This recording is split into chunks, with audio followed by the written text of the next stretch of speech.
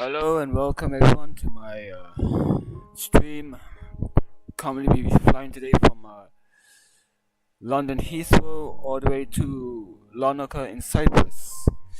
I mentioned last night that I'll be doing this flight today because recently I was just on holiday in Cyprus, and the airport there is Larnaca International Airport. The approach there is beautiful. You fly during the approach, you fly over the island from the north, fly over the airport, do a nice loop, and you'll fly towards the land, towards runway 22.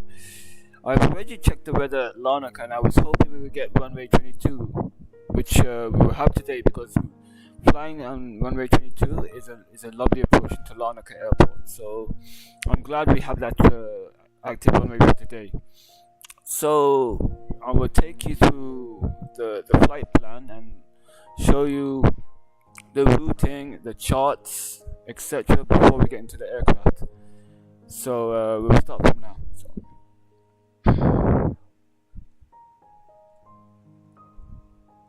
So this is the current chart. Currently at stand 518 at Heathrow, or gate 518, which is terminal 5, gate 18. So stand 518 roughly translates to terminal 5, gate 18. So that's where our aircraft is currently at. The active runway today at Heathrow is runway 09 right, which is the southerly runway at Heathrow. So our routing today is going to take us from runway 09 right, and the standard instrument departure today will be the Declan 1 Juliet departure. So let me just open the chart of Declan. So here's the southerly runway, Declan 1 Juliet departure. We'll fly on a runway heading of the 09 for until London, sorry, 2 DME London. Take a right onto a heading of 120 towards the DME of 34 towards Declan. Take a left onto a heading of 102. Follow until 5 nautical miles until DME 29 Declan, and between that we have to be between 3,000 and 6,000 feet, nowhere below or above, between those two, unless air traffic control allows us to climb. But usually the standard departure is no higher than 6,000 feet. So once we get to 6,000 feet, we'll stay there until we get to Declan, and that would be right over here, Declan. And once we reach Declan, after we reach Declan, that's when the standard departure, instrument departure, clears. Sorry, that's the last waypoint for the standard instrument departure. Once we clear the Declan waypoint, then we are clear to climb higher. But there will be times when air traffic control will be allowed to let us climb higher than our standard altimeter. So as of now, we currently have air traffic control. So we currently have London control, and Heathrow Tower is currently online. So we're going to connect to Heathrow Tower once we set up the aircraft, get our departure clearance, and pushback taxi, and follow the route towards Declan. So once we finish the standard instrument departure, we'll fly out into Europe. So this is the standard instrument departure in pink.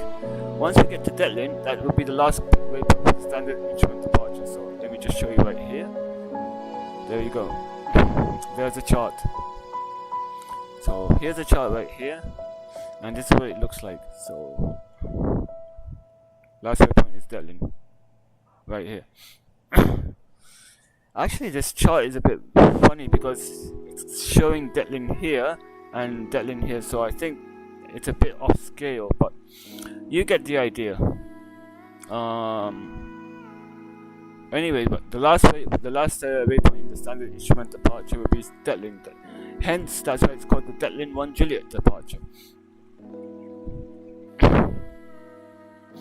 So we will continue along into Europe, fly over these waypoints, Germany, into Austria, currently down, follow the route, fly over Greece, and we will continue until we get to the Mediterranean Sea, take a left turn after Dasni, follow the route towards Cyprus, and then once we get to Cyprus, then we're going to be following the standard arrival procedure, which is this green line right here. I'll bring up the chart right now, which is the standard arrival will be the Bone 1 Romeo arrival. So we will currently fly. We have to be above flight level of 11,000 feet above Bonic, because there's mountainous terrain in the area. This is currently Troodos. This is Troodos, the mountain in Cyprus. So we have to be above 11,000 feet. If we're below that, there's a risk of crashing into the mountain. So we have to stay above 11,000 feet until we get to Davos. Then we have to be above 9,000 feet at Davos, and so forth. Atlas will be above 6,000, Otasa will be about 5,000 feet, and then we will continue to Larnaca. So we will fly over Larnaca airport at 4,000 feet. Once we fly over Larnaca, then we will have to do the approach procedure into runway 22. So it's going to be the ILS X-ray runway 22 approach. So we'll fly over Larnaca, take a left turn onto heading a 062, follow it down to DME of 8 Lima Charlie Alpha, and then once we get to 8 DME, we will then do a U-turn at a maximum speed of 210 knots onto the final runway of runway 22, and we will follow that in to Larnaca Airport, where we will land. And let's get the airport up. So we will land on runway 22. Maybe we'll exit on taxiway Echo and take Echo towards our stand, and hopefully we're gonna get stand 22. We should be able to get stand 22. So that would be our flight for today. The total flight time would be just a minute.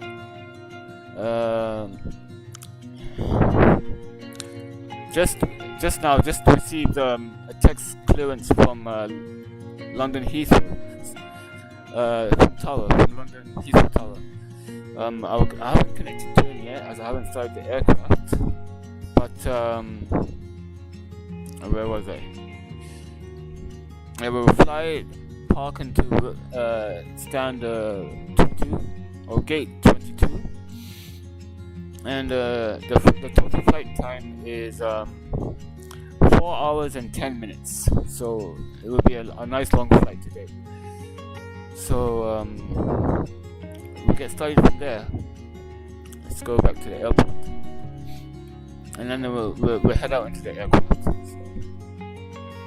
we're currently on Terminal 5 Alpha, Gate 18, and we'll take it from there. I'll leave this chart open in the background for me, and we'll head out to the aircraft.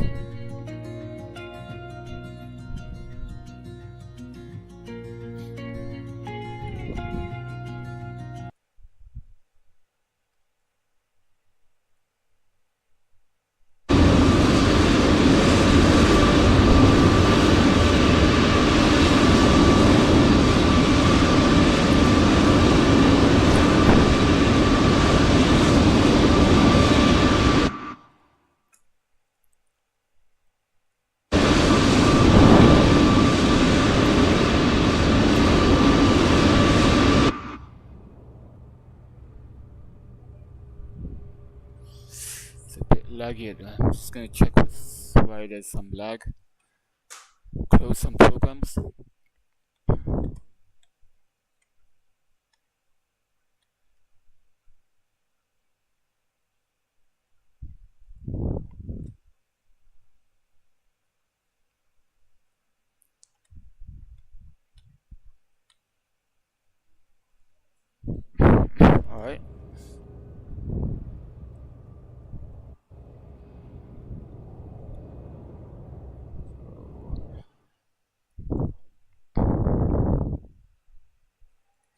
Alright, so let's start.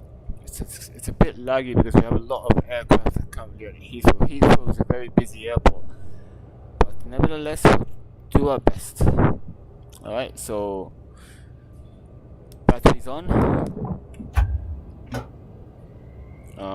So right now the aircraft is currently on battery power, but not much we can do on battery because it's not powerful enough to electrify the whole aircraft. So, but we do have ground power as it's indicated in green. So external power is available. We're gonna switch that on. So there you go.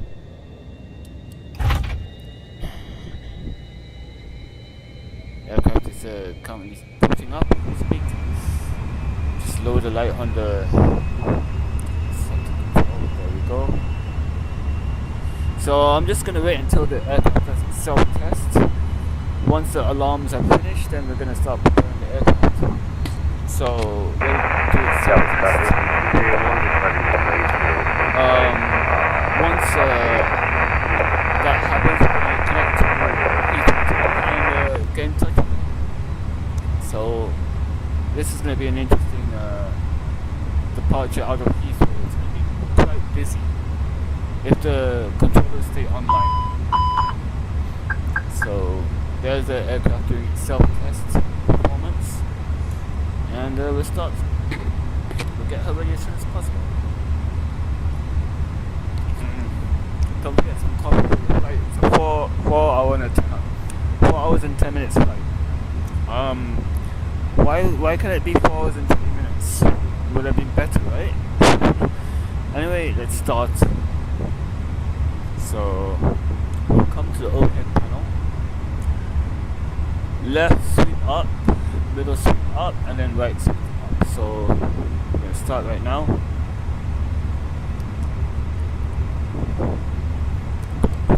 Test, severe test. That's good. The iOS.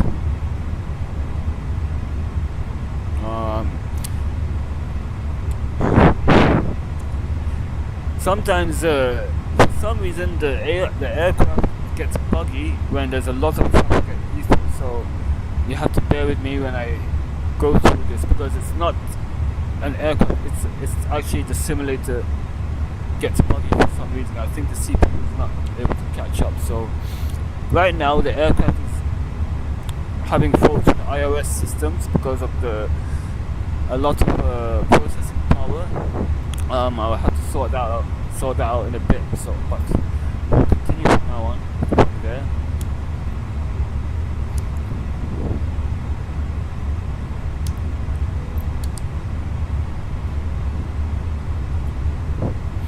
I know it's a pain, but what to do? I don't know why they can't solve this issue. Just making sure the batteries are charging.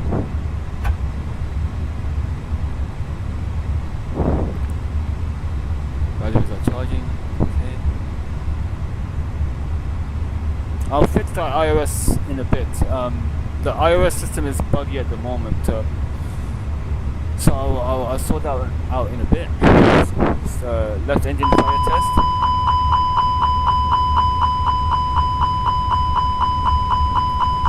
Move. APU fire test.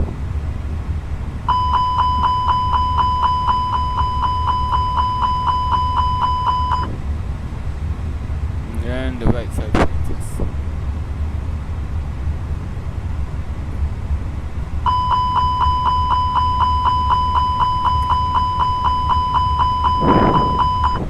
Okay.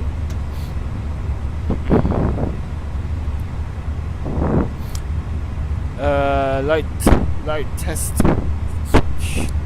Test to make sure all the lights are working, no bulbs are burnt out, screens are working, everything. So everything checks in order.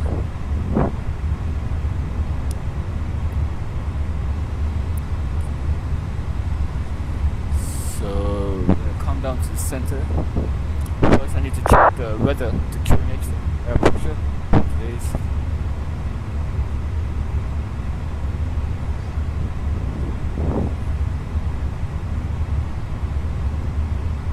Alright, the current weather at Heathrow today, the wind is currently coming from the north at 6 knots. We have some broken clouds at 2,600 feet. We have some overcast clouds at 4,500 feet. The temperature is 15 degrees with a air pressure 1019er. So we're going to set 1019er. 1019er on both sides. Since we don't have a first officer today, I have to set it as well on the first officer side. But usually when the first officer is in the plane, he'll set his side and I'll set my side, and we will cross check to make sure both settings are in sync.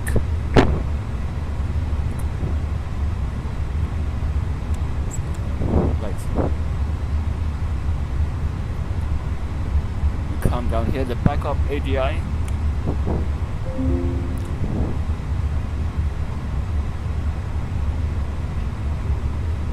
Okay, that's synced up. Go to FGC. Make sure all the data is up to date. Active nav data is 15th of May 2025 to the 11th of June 2025. So that checks out fine. We're gonna go to the init page. iOS init. Just check aligning on GPS, return.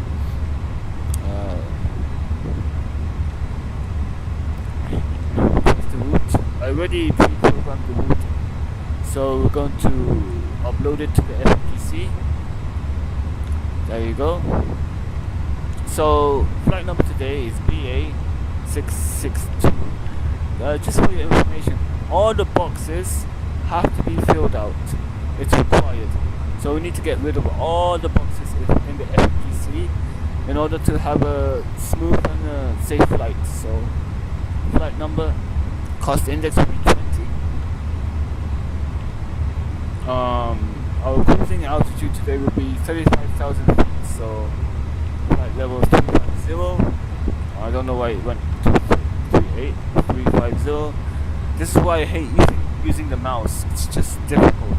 I'm planning to get the hardware version of the FTC. It's gonna help, with the route planning, the takeoff calculations, and so forth. Alternate today will be Paris International Airport. So in case Larnaca Airport is closed, we're gonna fly to an alternate, which is Paris. So for now we're gonna leave this blank until the aircraft is filled out. I'm gonna go to the flight plan. I'm gonna start filling up the aircraft right now. Just check.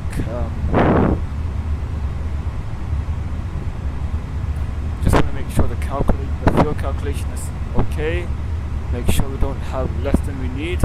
I'd rather have more in the tanks than less, because if we don't have enough fuel, you know the scenario. So we need to make sure we have more than enough fuel in the tanks.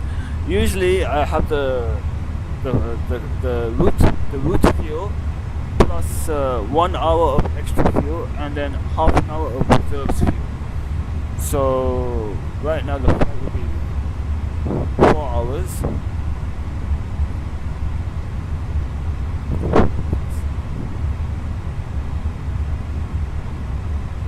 Okay.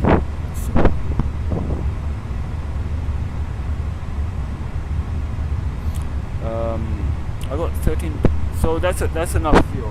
We got more than enough fuel, so that's okay. Apply unload aircraft.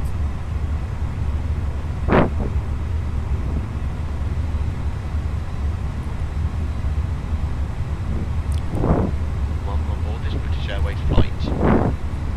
Travel to depart as soon as possible. Please place your larger hand baggage securely into the overhead lockers.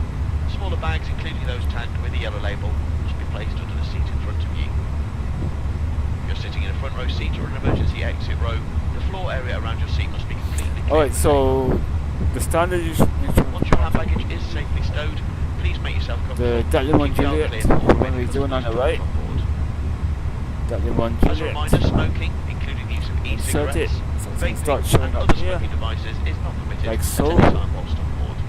This includes the toilets, which are fitted I'm not with going to go smoke through the detectors. routing yet. I'm going to Once again, do thank you, and a very warm welcome on board this standard British Airways instrument flight. departure and the standard arrival, and then we will go through the route to make sure everything checks out fine. There's no discontinuities, there's no like rogue waypoint that's like thousands of nautical miles away. We need to make sure all the waypoints are joining together correctly, so we can have a smooth and safe flight. So, let me just set up the route and I'll check it after once we do it. So it's going to be the Bonnet 1 Romeo arrival. There it is. So Davos, Atlas, over Larnaca, then we're going to do that nice loop. It's not going to this loop is not going to show up in the flight management computer. I will have to look at the chart myself in order to do this route. So I will have to control the autopilot to do that loop and follow the chart. It's not going to do it. It's not programmed into the flight management computer. So that I have to do myself. So we're going to insert it. By the way, the IRS have aligned. I'm going to check if that system is still buggy or not. But as I can see, the IRS seems to be working, but just want to make sure all the faults are clear. So I'll check that out after. Let's go through the routing. Actually, before we go through the routing, I'm going to add the fixed infos to get everything out of the way, and then we're going to check the routes. So LCLK. Lima Charlie Lima Kilo is Larnaca Airport. Charlie Lima Kilo.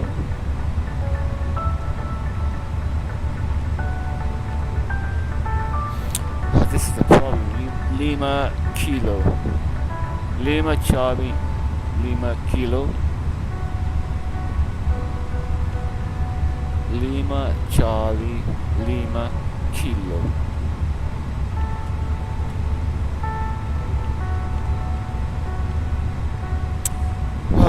I'm getting fed up because of the lag. I can't seem to input data correctly. It should be 20 nautical miles. Like so. I'm going to 10 nautical miles. This is for my reference. You can put any number you want. This is to help you fly the approach in your own terms. So maybe some pilots don't even use fixes. But for me, a fixed info just helps personally for me with the arrival procedure. Even you can use it for the departure, but for me I don't need it. But some pilots will use it for departure as well. Even for certain waypoints you can add it there. But for me I don't need it. So now the routing is complete. Let's go through it. So just zoom in a bit to 20 nautical miles. Just 10 nautical miles and then 5 nautical miles. Go through it slowly.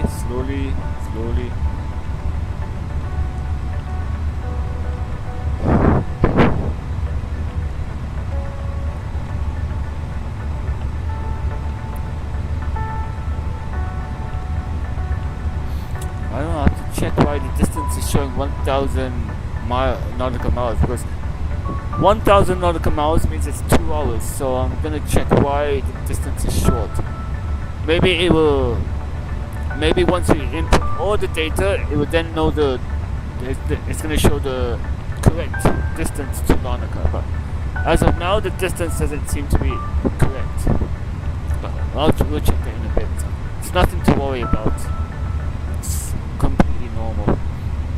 So hello, a very good afternoon to you all. My name's Cameron. On behalf of the entire crew, that's the last way Airways before flight. turn. Remember I mentioned it earlier. Let's go back to Dasmi. Smaller bags, including those tagged. So if you look here, Dasmi, the floor area around your seat must be completely clear for takeoff.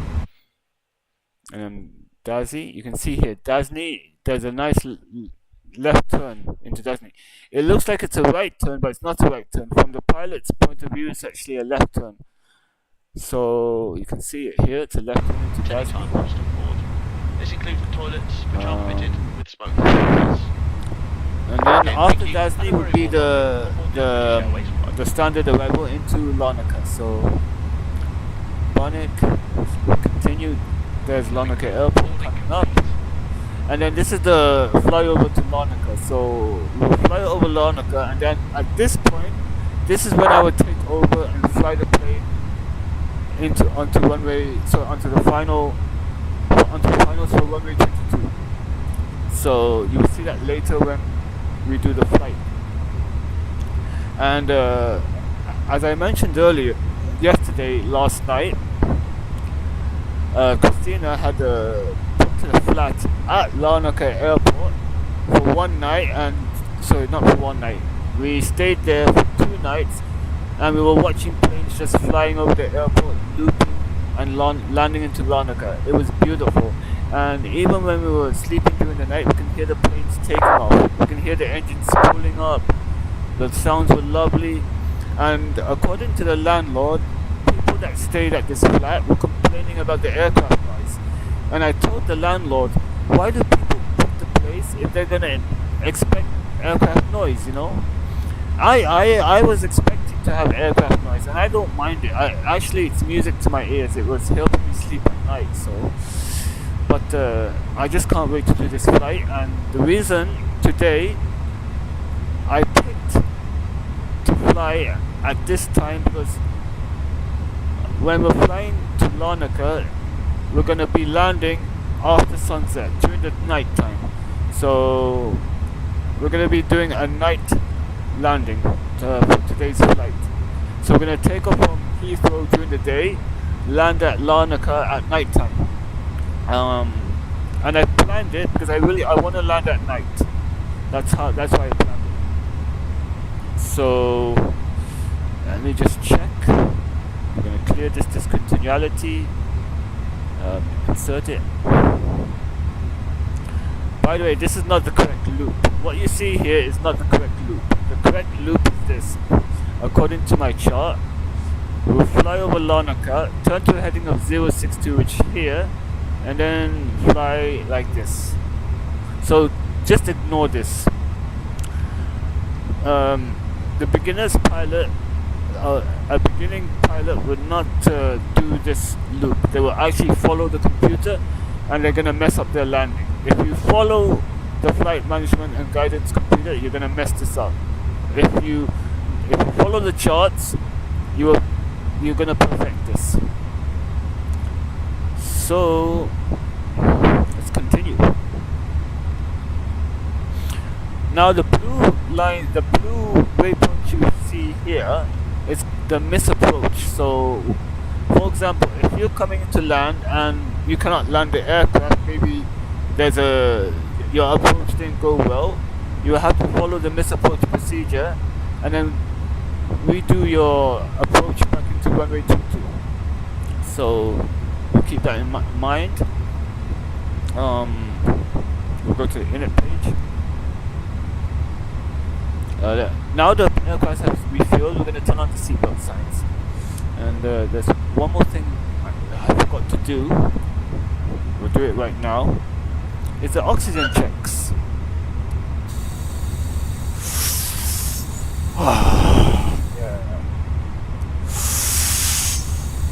Oh, checks out fine. You want to hit? All right. So we're gonna go forwards.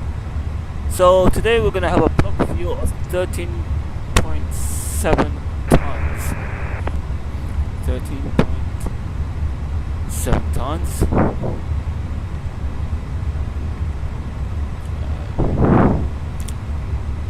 We need to check the zero fuel rate, which will be currently in the messages sent by the company. They would have all of that. Receive the messages. Load sheet. We will always use the latest load sheet because during the loading maybe things have shifted around and balancing, etc. So after loading is completed, we will take the latest loading data, then accept it, and then we will take the figures. So it will be 58.5 slash 30.4.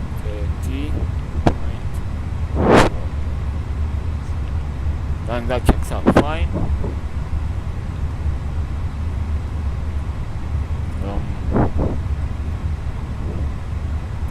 Let's see what's gonna happen here. Still got a distance of 8,000. Actually, that's now correct. The distance. As you can see here, it shows that the flight time will be 4 hours and 16 minutes. 6 hours. Sorry, not 6 hours. 6 minutes longer than originally planned. So that checks out fine. I'm just gonna do a quick reference calculation for myself. Yeah, so distance is 1,822 nautical miles divided by the speed. I've set an estimated speed of 450 knots, which gives me 4 hours and 5 minutes.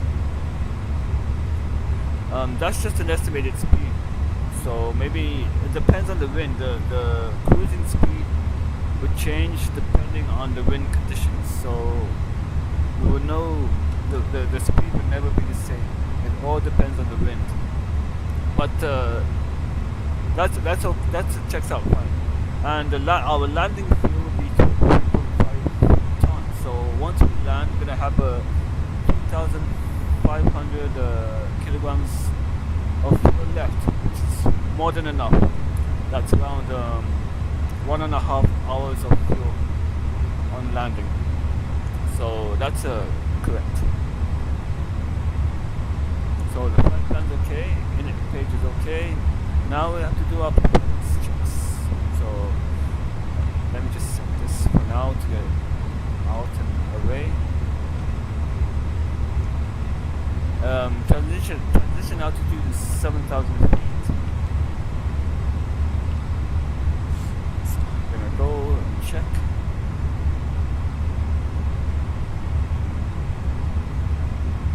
We're gonna go to the performance calculator. Load sheet off, Paxor off.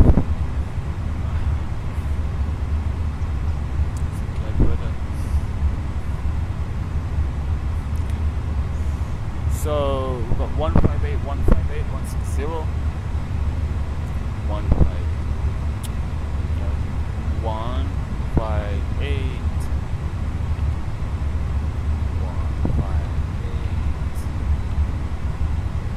160.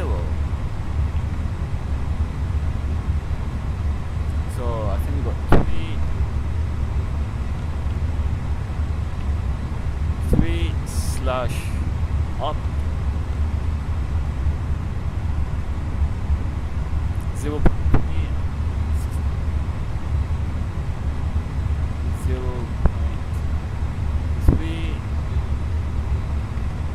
This will be the trim setting. I will set the trim after engine start.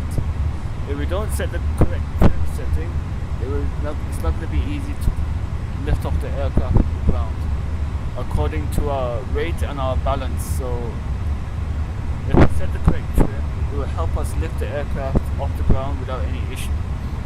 So just want to make sure, and I'm going to set the flex temperature of 50. It says in the performance calculator it was 66. I'm going to set it as 55, just to get us a bit more power.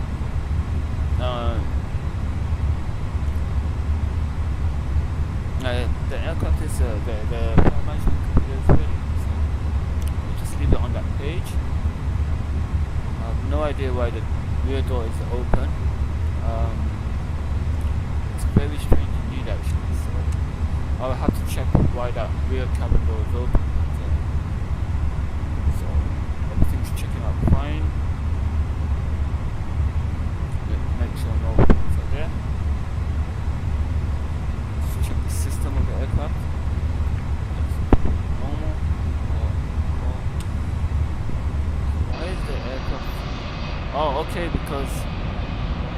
I don't know, the simulator's just being weird. It's using the rear cabin, the rear door for the flight pitch. So that's understandable. Usually the left forward door, should be used. But, that's okay. Well, let the aircraft do whatever it wants. So I think we're about ready. So let me just check if Heathrow is still online, and we'll get in touch with him. Heathrow 124. Sorry, 118.505. 505.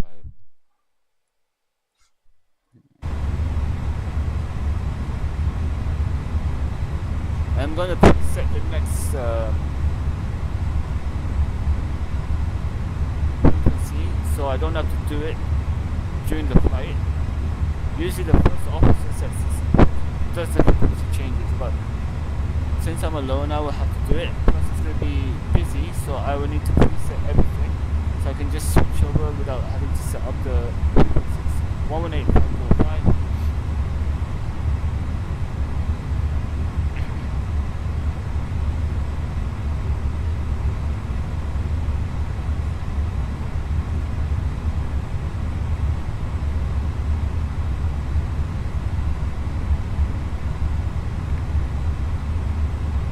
Set. It's a quiet frequency. So 127. Next frequency 127. There's some more 105.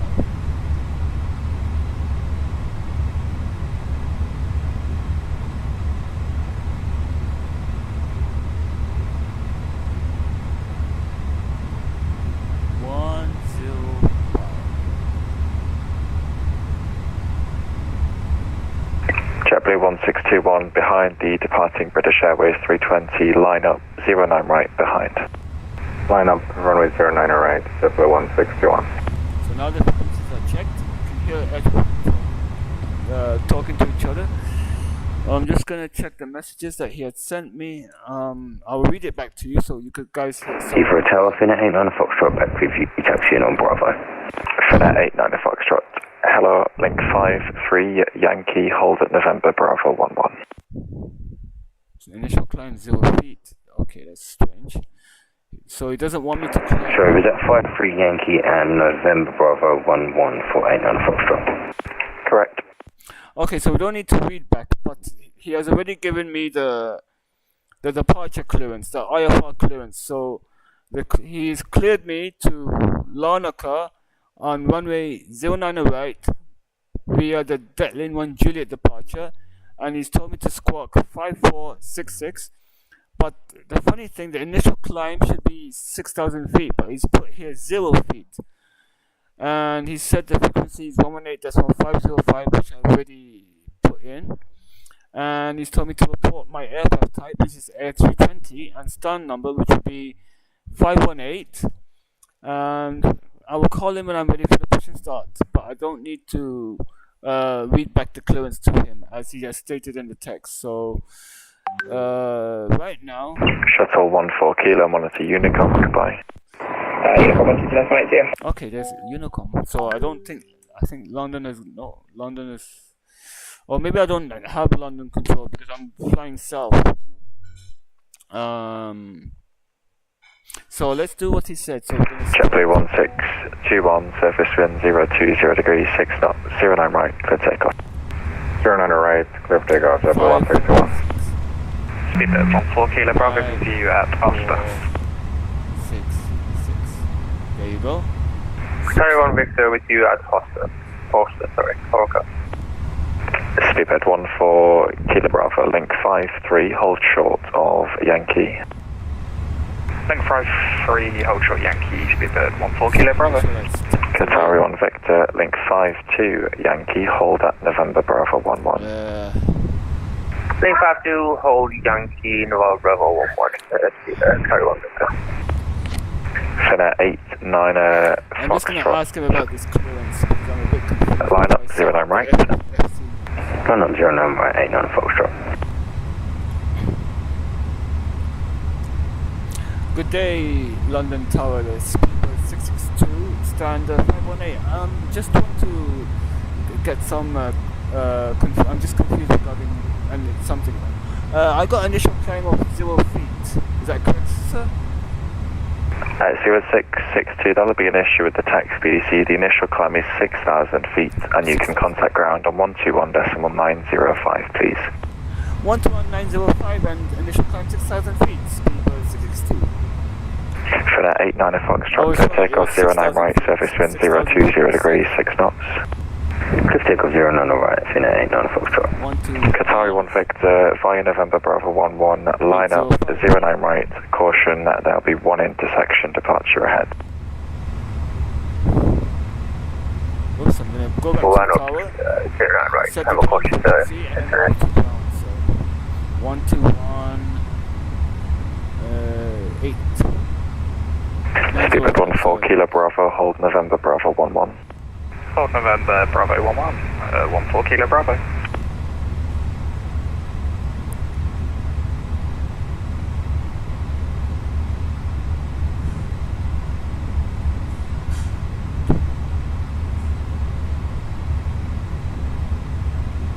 JetBlue 1621, monitor Unicom, goodbye.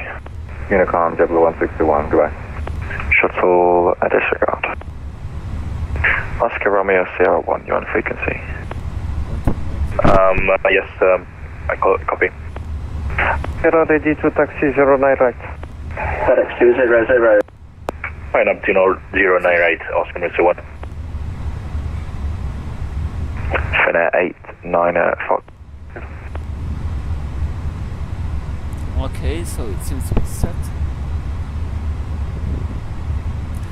Hello ground, speed 662, currently on stand 518. Do I need to read my clearance to you? I received it from the tower earlier. Speedbird 662, AFM, if you didn't read it back to tower, you can read it back to me. It's the Detling 1 Juliet departure, and your squawk is, let me recycle it, 7504. Roger, speed squawking 7504 and cleared on the Detling 1 Juliet departure, speedbird 662. Speedbird 662, correct. 7104. Let's change my squawk code. 7. This is a problem with the mouse. Now it's 7104. 7104. Lufthansa 5 Hotel, contact Heathrow Tower, 118.505, bye-bye. Lufthansa 5 Hotel, contact tower 118.505, thank you, bye-bye. Hello guys and welcome, glad to see you. Sorry I wasn't able to see the chat earlier, it's because I was very busy setting up the aircraft. But yeah, I'm glad you guys came to say hi. We're just about almost ready. I've already read back my clearance to ground controller. We're gonna start the auxiliary power unit (APU) and press push and start, and then we're gonna be ready to go. So yeah, so far. Let's just get the checklist before we do that. So Shuttle 3 Lima, stand 503, ready full push and start. Laminate the checklist. Shuttle 3 Lima, stand 503, push and start approved. Push start approved, Shuttle 3 Lima. So we're gonna do the cockpit preparation checklist. So gear pins and covers, they've been removed. Fuel quantity 13.7. Heathrow, good afternoon. Speedbird 243 at gate 532 is outside Boeing 777-200 with information Charlie, looking firefight clearance to Mexico. Speedbird 243, Heathrow ground, good afternoon. Clearance coming via PDC, readback not required. So we're about to. Ground FedEx 200, approaching Sierra 11. FedEx 200, thanks. Contact Heathrow Tower, 118.505, bye-bye. 118.505, bye-bye. Shuttle 2 Victor, request taxi. Shuttle 2 Victor, taxi Alpha, hold Dasso. Taxi Alpha, hold Dazzles. Shuttle 2 Victor. We're gonna wait until the auxiliary power unit starts. Speedbird 56 Tango, ready for taxi. Speedbird 56 Tango, taxi Golf, Echo, hold Echo 1. Golf Echo, hold Echo 1. Speedbird 56 Tango.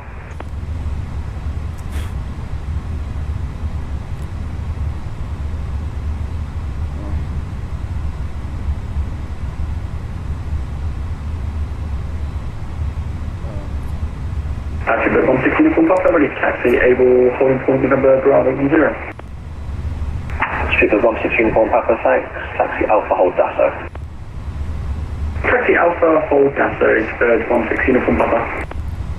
Shuttle 2 Victor, contact Heathrow Tower, 118.505, bye-bye. Contact Tower 118.505, Shuttle 2 Victor, thanks. So the APU is about to is almost ready, and oh yeah, it's currently available right now. So we can switch to the APU, we can switch the bus to auxiliary power unit. So we're gonna do that right now. I'm gonna show you what's happening in the background. So I'm gonna turn on the electronics. As you can see at the moment, the aircraft is currently powered by a ground power unit and an external power unit, ground power unit, same thing. And we want to switch Radio to check. the APU generator. Station call and readability 4. If we disconnect the aircraft without the APU, the whole system is gonna shut down. It's just like shutting down a PC room. So it's like hard shut down without safely turning off everything, which you don't want that because it can cause problems with the systems, etc. So since the APU generator is running, all we just have to do is disconnect the power. You heard the switch over, and then this is what happens. There you go. Everything's coming from the generator. And now I'm going to turn on the APU lead, which is going to provide air to the aircraft systems. So APU lead is running. Look at the packs. The fault light is going to extinguish. ready for taxi. Once the air goes to the packs, the lights are going to extinguish. Speedbird 160 uniform There you Papa, go. contact Heathrow Tower, 118.505, bye-bye. It's about to extinguish. Contact Heathrow Tower 118.505, Bird 160 touches. Shuttle 3 There you go. 56 right Alpha, So now hold the Dasso. aircraft has air running. 118.6 Alpha, hold Dasso, Shuttle 3 Lima. Now watch what happens when I disconnect. Sorry, when they pull the plug from the aircraft. The external power is not even going to show there anymore.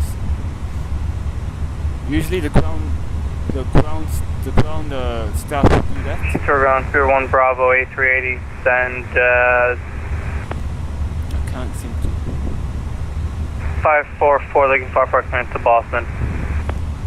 Ground services. Keep disconnected. Speedbird There you 56 go. Tango, taxi second right Alpha, hold Hawker.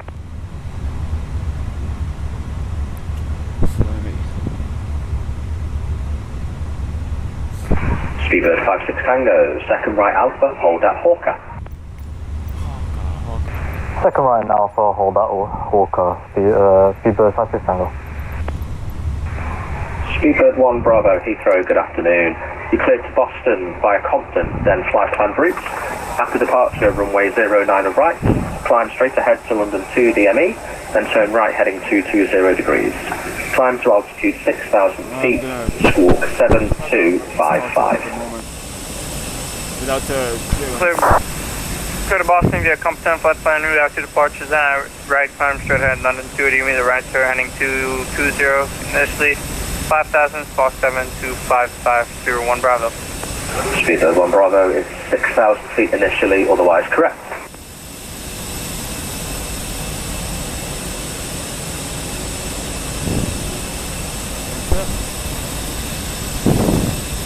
We'll leave that here for now. We'll leave that.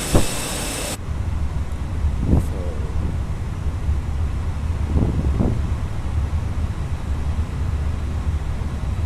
I'm gonna get rid of this page, go back to the normal page. See, all the doors are closed.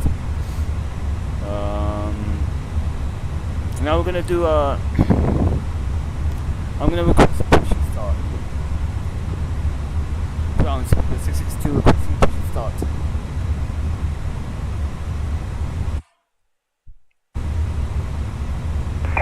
Shuttle 3 Lima, contact Heathrow Tower 118.505. Bye bye. 118.505, goodbye, shot to Lima. Speedbird 662, stand 518, push and start approved, face south. Start approved, facing south, speedbird 662.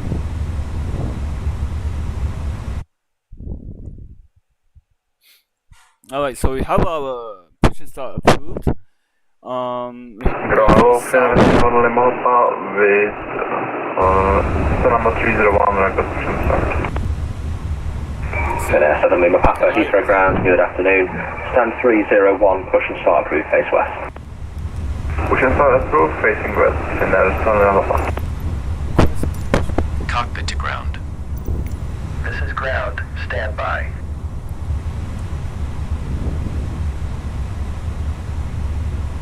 I have this still open. I'm 20 minutes behind schedule, but that's okay, because I was explaining everything, but usually when I don't explain, I just work fast. So we're going to do our before start checks. So, parking brake. My parking brake is set. Take off speed and thrust. That is also set. Take off speed and thrust is set. Windows closed, both sides. Windows are closed. Beacon light is on. Speedbird 56 Tango, contact Heathrow Tower 118.505. Bye bye. Check is completed. 118.505 for Speedbird 56 Tango, see you later. Okay, cleared for push start. Please release parking brake. So parking brakes are going to get released. Parking brakes are released. Commencing pushback. You can start the engines in sequence. It will start in the sequence. There we go, we started. Cabin crew doors to automatic and cross check, please. So let's just push back a bit.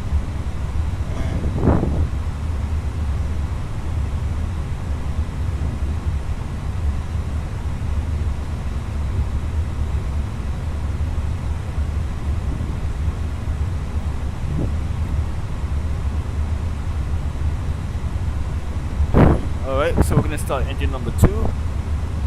So start switch mode normal to ignition start, and starting engine number 2. Engine number 2. So monitor the instruments. Oil quantity 95. Okay, so N2 is rotating. Again, welcome on board everyone. All customers have now boarded and we're about to brief you on the safety procedures of this Airbus A320. We ask that you remove your personal headphones until the end of the briefing. Portable electronic devices may be used during the flight as long as they are in flight safe. Heathrow ground, Speedbird Concorde 770 for IFR clearance. Tablets and e-readers during takeoff and landing. Fuel is introduced into the engine. We've got ignition, we've got EGT and N1. Must be switched off now and Speedbird 770 Heathrow ground, good afternoon. Apologies, I missed that. Pass your message. Yeah, good evening, and IFR clearance request. Speedbird 770, confirm aircraft type and stand number, please. Please set your parking brake. Concorde and stand number 547, Speedbird 770. Speedbird Concorde 770, thank you. Clear to Stockholm, Brookman's Park 6 Juliet departure. Squawk 5412, QNH 1019er. Engine number 1. Thank you and goodbye. Engine Okay, number so 1. that'll be Stockholm via Brookman's Park 6 Juliet and Squawk 5412, Speedbird 770. Speedbird Concorde 770, confirm QNH 1019er. QNH 1019er, Speedbird 770. Speedbird Concorde 770, correct. Finnair 7 Lima hoppa ready for taxi. Finnair 7 Lima Papa, taxi Bravo, hold Oster. So fuel has been Bravo, introduced into the copy. engine. Finnair 7 Lima hoppa. N1 should start spinning up slowly. There you go. N1 is starting to spin up. Exhaust gas temperature is warming up, increasing. If the cabin air supply fails, oxygen will be provided. Oxygen masks like this will appear automatically. So engine number 1 is still starting. It seems to be starting normally, sorry.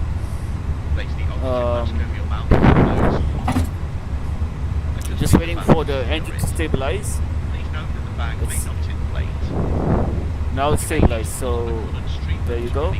Now we can do the after start checks. So APU cleared, APU off,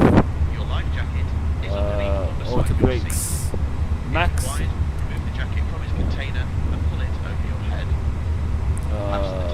one auto, spoilers on, ignition back to normal, flaps 3, set. So we do our flight controls checks. So up, neutral, down, neutral, left, handheld devices must be held securely or placed neutral, into a pocket. right, Larger devices, including laptops, neutral, must be switched off and then the rudders, left, takeoff and landing. neutral, Take care your right, device does not get lost within your seat. neutral. If it does, I'm please gonna don't set the move trim. it and let one of your cabin crew. Is it up? Devices must be switched off and disconnected from any seat power sockets when not being used in flight. Oh, trim is set. Please ensure your hand baggage does not block the aisles or exits. Heathrow ground, good day, Speedbird 122 on Alpha. Speedbird 122, Heathrow ground, good afternoon, welcome to Heathrow. Taxi Alpha, Link 58, Bravo, stand 538. So check that. Texas, Taxi Alpha, Link 53, and Bravos, and 538, Speedbird 122. We're gonna do our after start checks. So anti-ice. Speedbird 122, Anti-ice is confirm off. Alpha, Link Ecam 58, status. Bravo, stand Normal, 538. check to normal. Alpha, Link 58, Zero. Bravo, and then 538, Speedbird 122. Is up by 0.3, and the rudder trim is 0, and that's the after start checks complete. So Super 1 Bravo, Super 544, ready push. Speedbird 1 Bravo, stand 544, push and start approved, facing south. Push start approved, face south, Super 1 Bravo. ground Speedbird 662 request taxi. Speedbird 662, set squawk 7504. 7504. Squawking 7504, Speedbird 662. 7504. 7175. Heathrow ground, Speedbird 770, ready for push and start at 547. Speedbird 770, stand 547, push and start approved, face south. Push and start facing south, Speedbird 770. Speedbird 662, thank you. Taxi Alpha, hold Dasso, and you can monitor Unicom 122.8. Bye bye. Hold taxi, so taxi along Alpha, hold Dasso, Unicom 122.8. Have a good day, Speedbird 662, thank you. Alpha, Dasso. Finnair 7 Lima Papa, no further ATC, I'm afraid. Continue on Unicom 122.8. Bye bye. Continue Unicom, thank you. Finnair 7 Alpha offline. So parking brake is off. Taxi lights. There you go. I'm ready to go.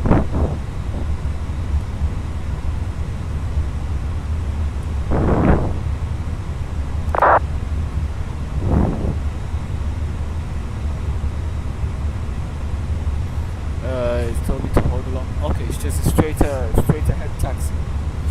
We're gonna do our taxi checks now. Flight controls. They've been checked. Flap settings. Flap is set to 3. Radar and radar is currently on and auto. Engine mode selector is normal, and the Ecam memo is takeoff no blue. So that's the taxi checklist complete.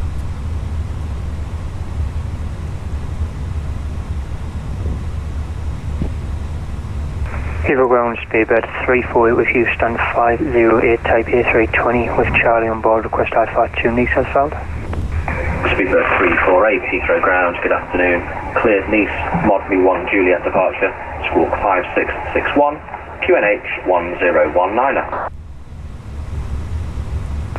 Roger, cleared to Nice as filed Mummy 1 Juliet departure and squawk 5661 QNH 1019 for speedbird 348.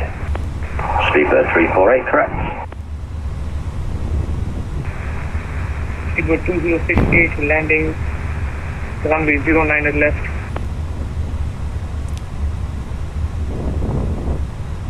Checking left and right, make sure no other aircraft is passing.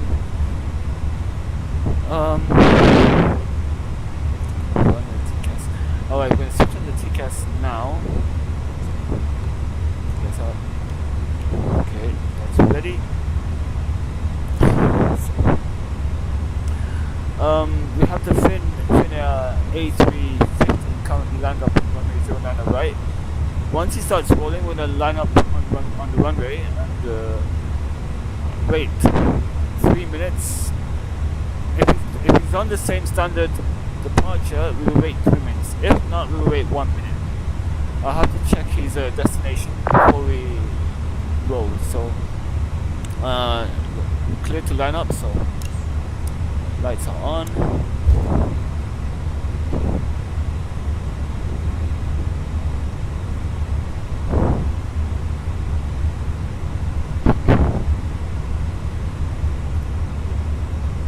Rolling, so I'm going to line up on the runway and hold the brakes. What time is it now? So I can just calculate. So if we're doing the same departure, I'm going to be taking off at 14:32. So keep that in mind. 14:32. Line up. Wait.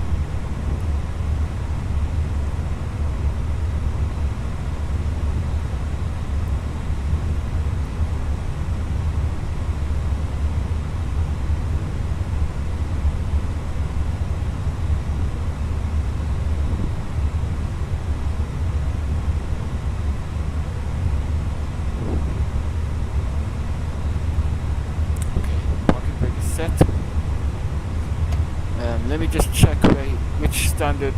Let's check his departure, making sure if he's doing another departure. Okay, he's flying north, and we're gonna be flying south, so we just have to wait 1 minute. So currently the time.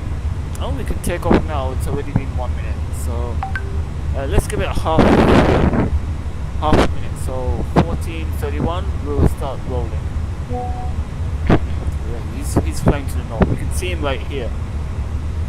That was a Finnair that just took off. He's flying towards the north.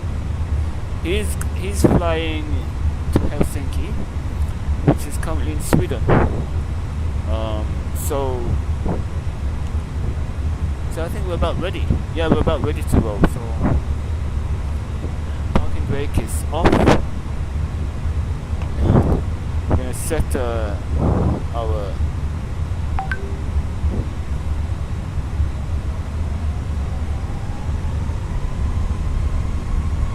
set. Engines are stable. Takeoff power.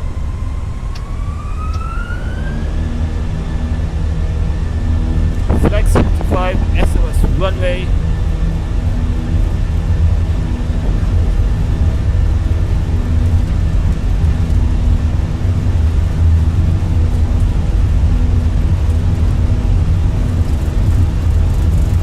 Knots.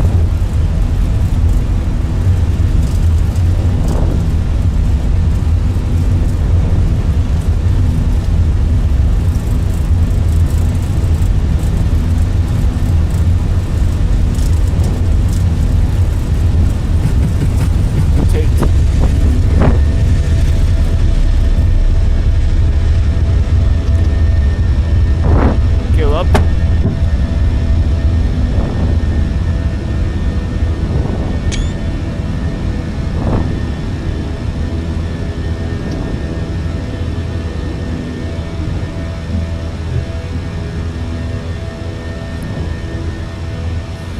The lag, I couldn't really control the aircraft. A bit of lag.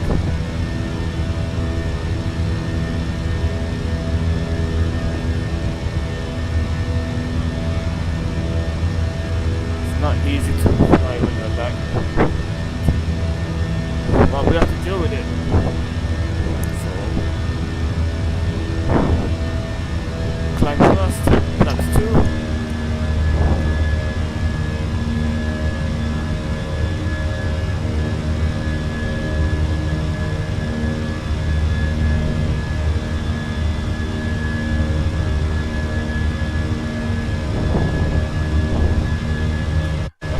Lagging is because I got the other window open in the background. That's one.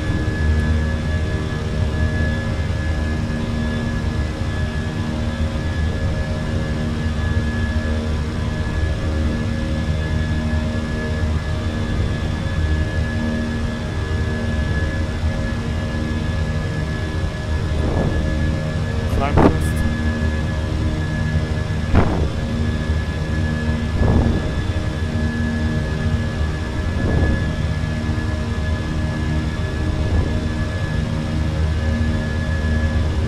Chief of Traffic's 301 Bravo 9 up 09 right.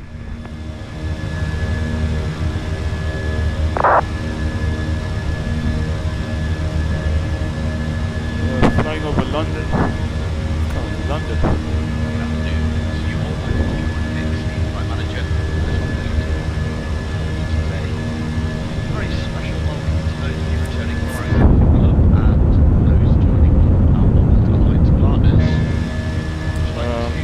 Flaps up. Flaps up. Flaps are going up. May I remind you to keep your seatbelt fastened whenever you are seated. Heathrow traffic, Speedbird 770, taxi to 09er right. See, flaps are currently up, gears are up. Loop traffic, EV165 Yankee. Pushing back. 7,000.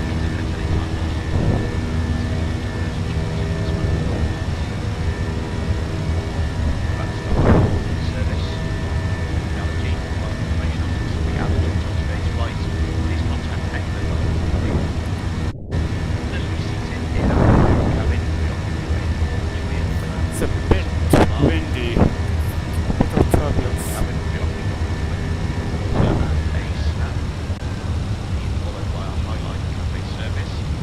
So currently at 6,000 feet, heading towards that thing 29. Now we go to make yourself tight. Locality of British Airways. There's everything that the team right can do to make your journey more comfortable. And please just thank you for that. Yes.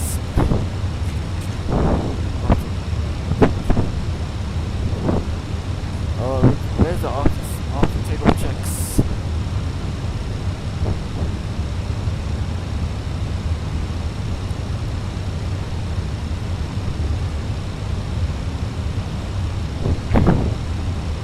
Heathrow traffic, Speedbird 770, line up 09er right.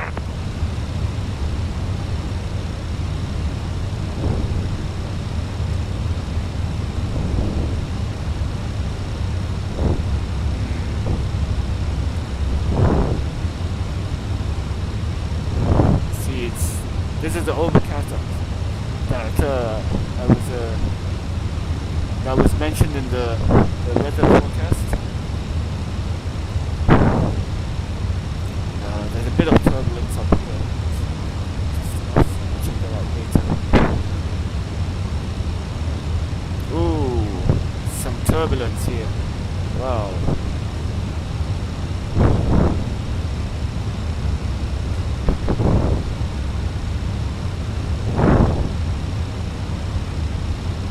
Heathrow traffic, Speedbird 770, takeoff here 09er right.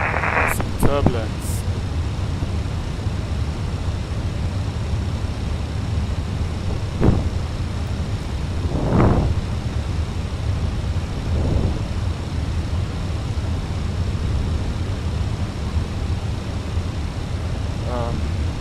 Since there's no air traffic control at the moment, I'm going to do an open climb to 18,000 feet. Climb, set it. Even though I'm hand flying the aircraft, the autothrust is still being controlled. But if I climb without the autothrust, I'm going to stall the plane. So if I pull up, it's not going to be able to have enough thrust up. I need to let the system know that I'm gonna start climbing. So I'll just put 18,000 feet, pull the knob and see look what happens as the engine spools up. So I pull the knob, engine starts to spool up, and once the engine starts spooling up, then I can start climbing. So you can hear that engine spooling up. Now I'm starting to climb. There you go. Through the clouds. There you go. Going through the clouds. So much turbulence.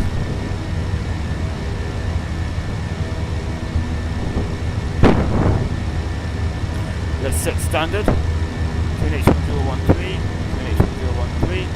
I need to check what this checklist is incomplete. People said that this is a good checklist, but I'm not happy with it. It says there should be like an after takeoff checklist, which is not there. You know, like there should be a checklist that says gear up, spoilers off, flaps up, and all. Let's put it down. Anyway, flying above the clouds.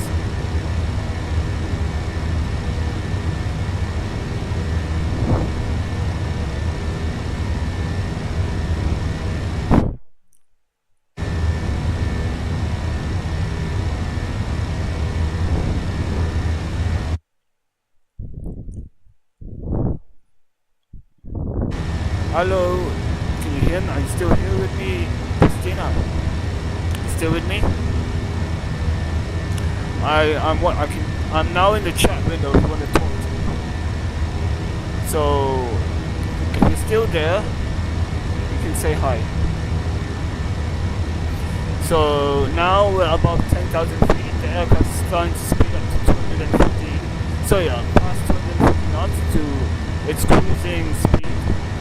So now we can turn off the landing lights. The seatbelt signs go turn off as well. We're above the ground.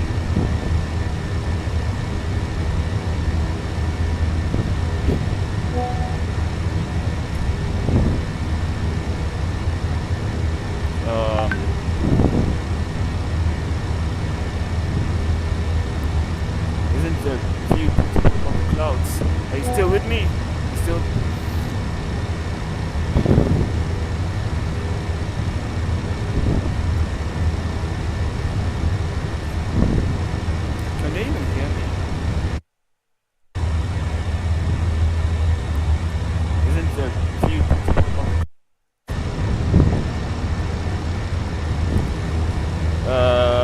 Set 7,000 feet.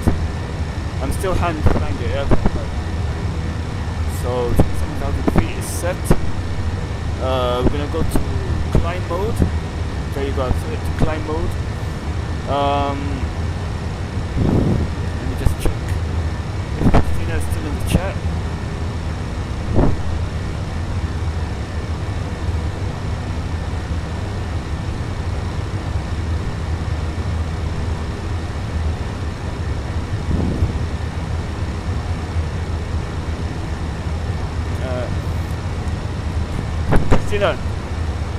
The chat is working.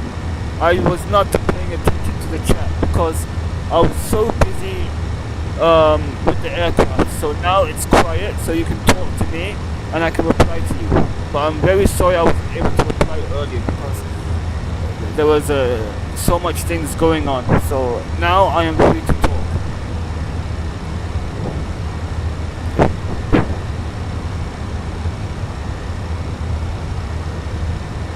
No, I can see your.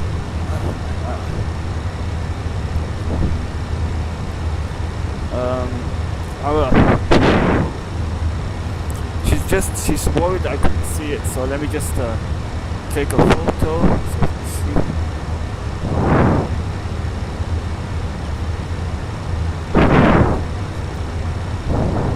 Don't worry, the chat is working. I wasn't paying attention because I was just so busy looking at the charts. I had turbulence as well, and I'm currently hand flying the plane, so that's why I wasn't paying attention to the chat. So right now I'm going to turn on the autopilot, so autopilot 1 is engaged and I can take my hands off. So currently now autopilot is taking over the plane. But, I'm just gonna check the checklist.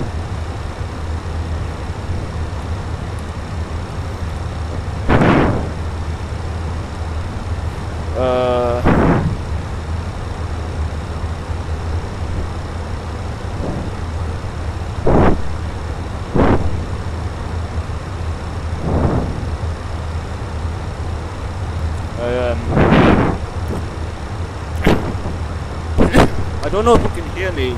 If you can hear me, just type it out here. Okay, now I can see you. Now it says, now it's working again. So yeah. Now I'm free. So earlier I was just busy with the air traffic control, taxiing to the runway, reading the charts. It just gets very busy. So that's why you don't really disturb the pilots when they're. So now I'm on my way to Larnaca. I'll see you soon. By the way, just to let you know, you're gonna laugh at this. Let me just turn this on a bit. So I mentioned earlier that the flight time is 4 hours and 10 minutes. Why can't the flight time be 4 hours and 20 minutes? Do you know what I mean? If you know what I mean, say yes. Why can't it be 4 hours and 20 minutes? Why is the flight time 4 hours and 10 minutes?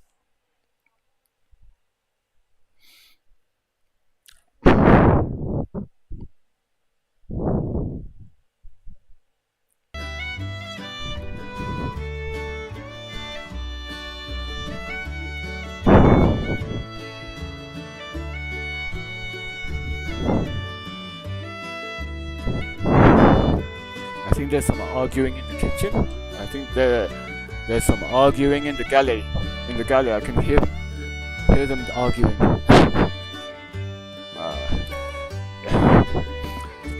Christina, do you want to see Halima? You want to see Halima? You want to see my co-pilot? Why does your chat keep breaking up? Yeah. I don't know why your chat keeps crashing. But can you still hear me? Even though your chat is not working?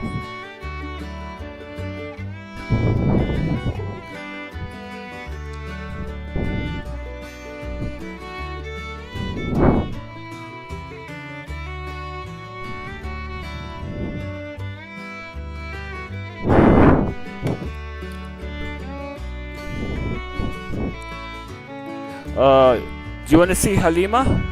You want to see Halima?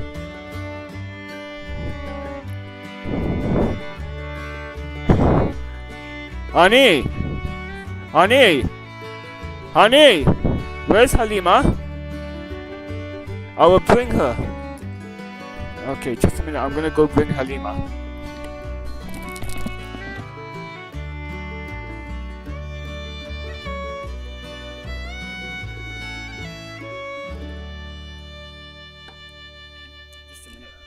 To answer this now, get Halima.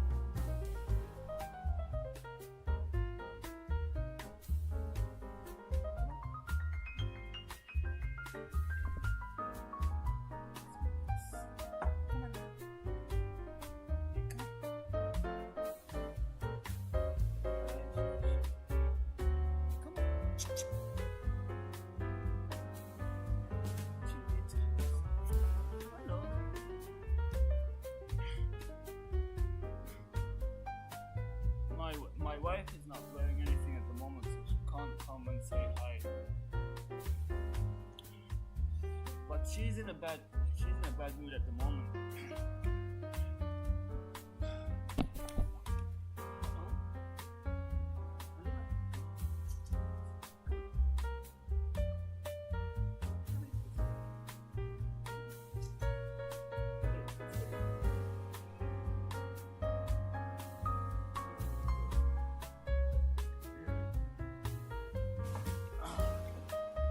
Do you see her? She's doing much better, but she doesn't like her color. So, but she's a strong. Hello. See if you can see her. Let's see. Hello, Halima. Come say hi to her. She wants to get off.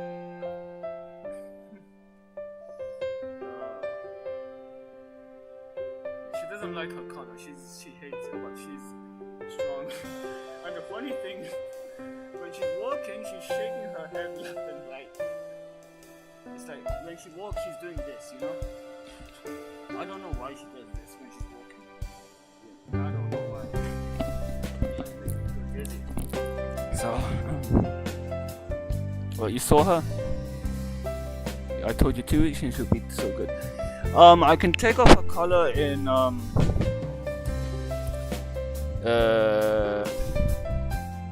3 days.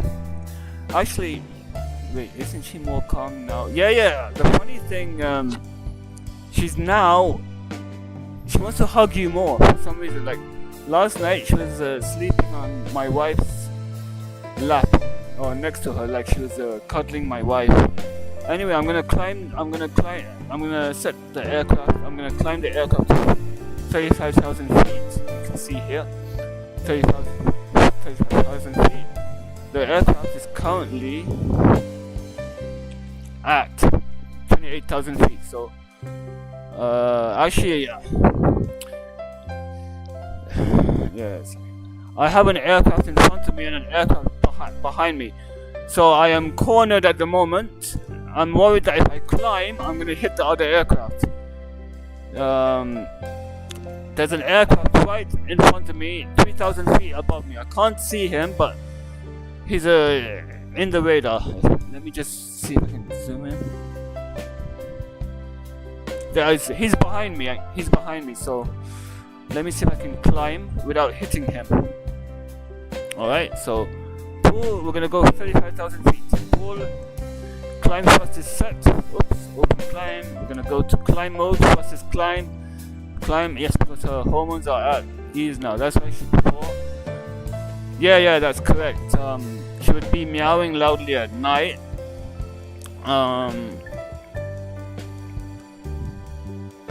So, but she's more calm now.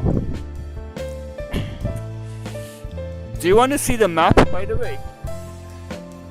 I can put the map for you. You can see my aircraft. Where am I? Blah blah blah. Blah, blah. Don't tell me more. Am I here? Speedbird 662.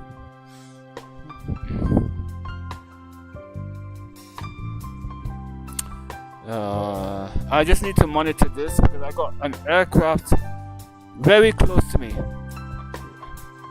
You can see it. Just a minute. I have to. There's an aircraft just above me, so I had to stop the climb at the moment. I'm gonna turn the aircraft to clear that traffic, offset the aircraft. I have an aircraft just above me, so I'm gonna turn the aircraft a bit to the right. Okay, 120 degrees. You can see how I'm turning the aircraft using this triangle knob. So instead of using the joystick on the left or the one here, I'm now controlling the aircraft using this knob. So I'm using this little triangle to control the aircraft. So I'm going to stay on a heading of 120, continue the climb to 35,000 feet, like so.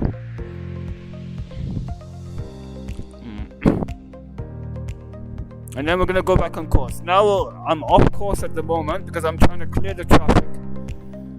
There's the traffic. I will show you the traffic right now. There he is. He's currently 800 feet above me, 700 feet above me. He's very close to me. So I'm gonna do another turn to the right to avoid him. He's 600 feet above me. Let's see if I can see him. I can't see him, but he's very close to me. Let's see if I do this. There he is. There's the traffic. There he is. Can you see? And there's the other guy. There's two that's what I was saying. There was two aircraft very close to me. If I had climbed and stayed on their course, I would have crashed into them. So now I've gone off course. Continue the climb. And once I've climbed above them, I'm gonna go back onto course.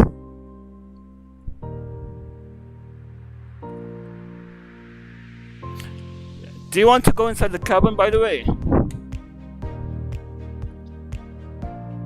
Alright, so now they're just behind me here. Let me just turn back onto course slowly. Turning left. You can see me turning the knob left to 110.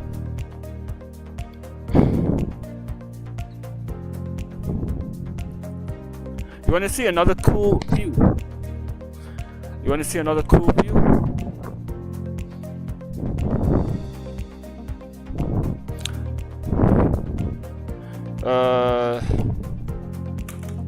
What do you think?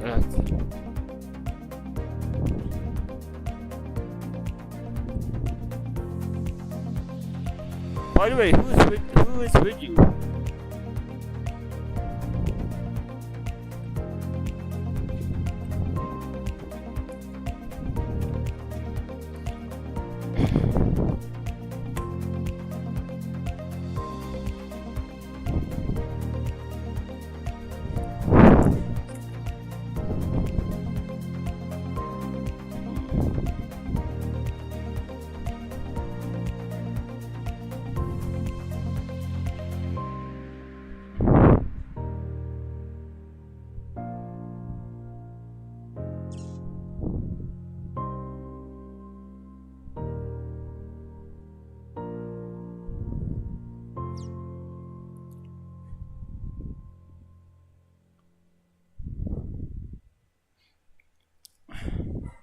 So, hi Irene, how are you? You don't have work today? Actually, why would you have work? It's already 6 p.m. It's...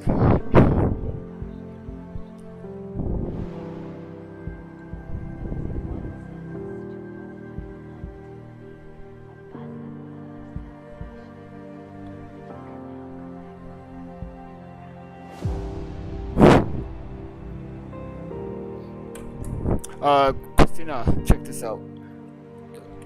Call. Is that right?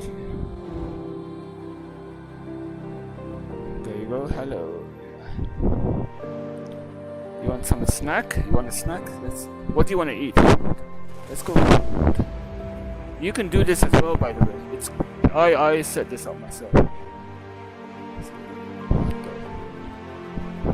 Bento. Try it. We will have this. What about this? Weather, London. Try it. You can do it yourself. Give it a try. Just put exclamation mark and press and then type food. Weather in London. And let's go Larnaca. Weather Larnaca. Weather Larnaca.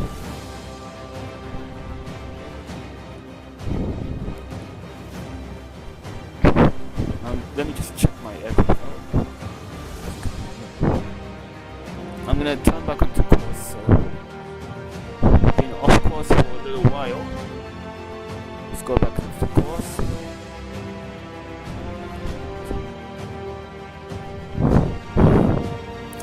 There's another aircraft on my left, so he's above me. I can't turn onto course, I have to just stay off course. I'm gonna crash into him. So you can see my little triangle right here, and you see the aircraft is always going to follow that triangle. So see what I mean? This yellow line is my aircraft, and this is the triangle. So there you go, it's working for you. You took a martini, right? so I can do that 120. I'll have to stay off course for a bit because he's flying the same route as I'm flying, you know. So I'm off course at the moment. No, I didn't add any smoke because you're not allowed to be smoking in the aircraft. That's regulations. That's international regulations. You're not allowed to be smoking in the aircraft. Anyway, I'm gonna see if I'm gonna check this guy's route. I'm currently off course at the moment. They're going to Milan. Let's see if I can do a route direct.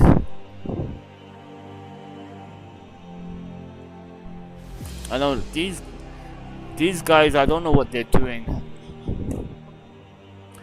They're flying very close to each other as well. Actually, no, I've got it. Yeah, why are there two guys? There's one going to Innsbruck. He's currently at 31,000 feet, and another one. One guy's okay. Now I'm clear to turn back onto course because now he's currently 1,600 feet above me. So now I'm safe to fly back onto my course. So I'm gonna do that right now. Yeah, turn back towards my course. So there you go. Let's see if I can pull the heading and have it pull. Push. There you go. And now I'm flying back onto course. Actually, I'm gonna skip that. Let's go to the next waypoint. So, what I'm gonna do right now is see, I have to follow this green line, and I'm currently off course by the 16 kilometers. So what I'm gonna do, I'm gonna go to the next waypoint instead. The next waypoint will be Lisbon. So watch what happens when I program it.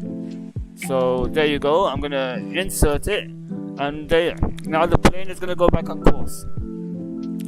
So we're gonna turn right, and it's now following the flight computer. It's not following me anymore.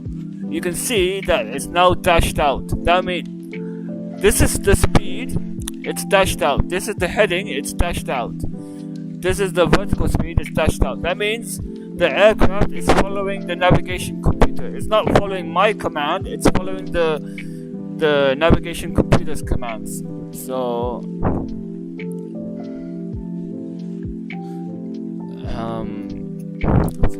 so now the aircraft is following the navigation computer. I don't want the AC.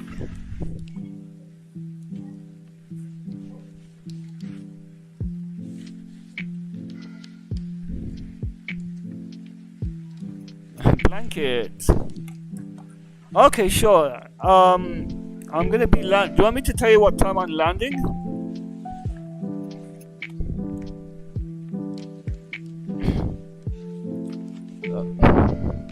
You want me to tell you which time I'm? You can set an alarm on the phone. By the way, I'll tell you something else. If you're still here with me.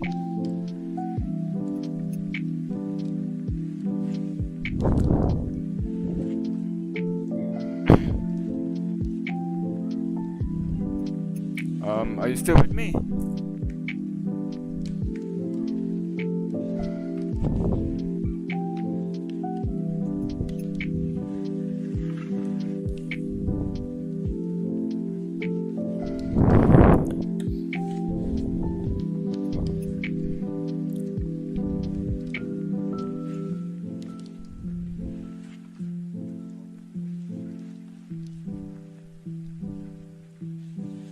Just a minute, I just help.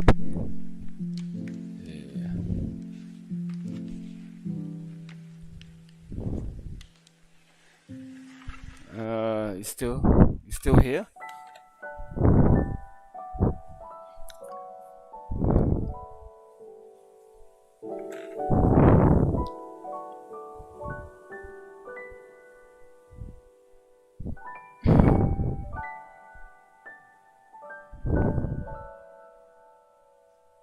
I'm gonna change my checklist. I'm not happy with this checklist.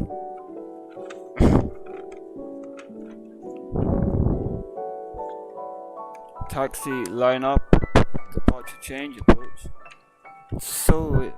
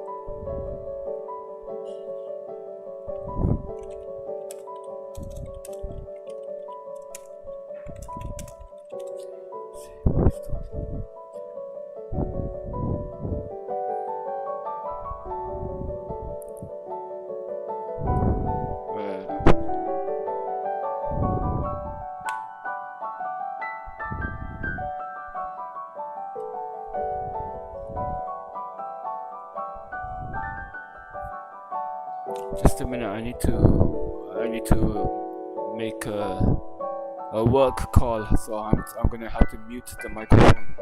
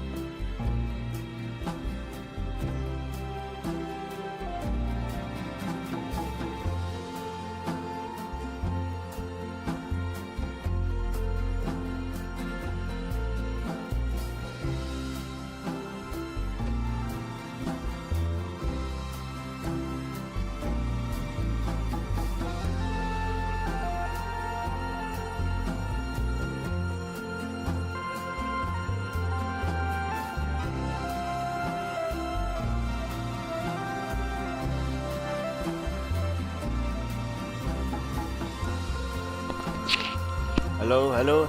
I already have the first voice note. Someone has one of my closest friends is giving a shout out, and I'm gonna play it right now.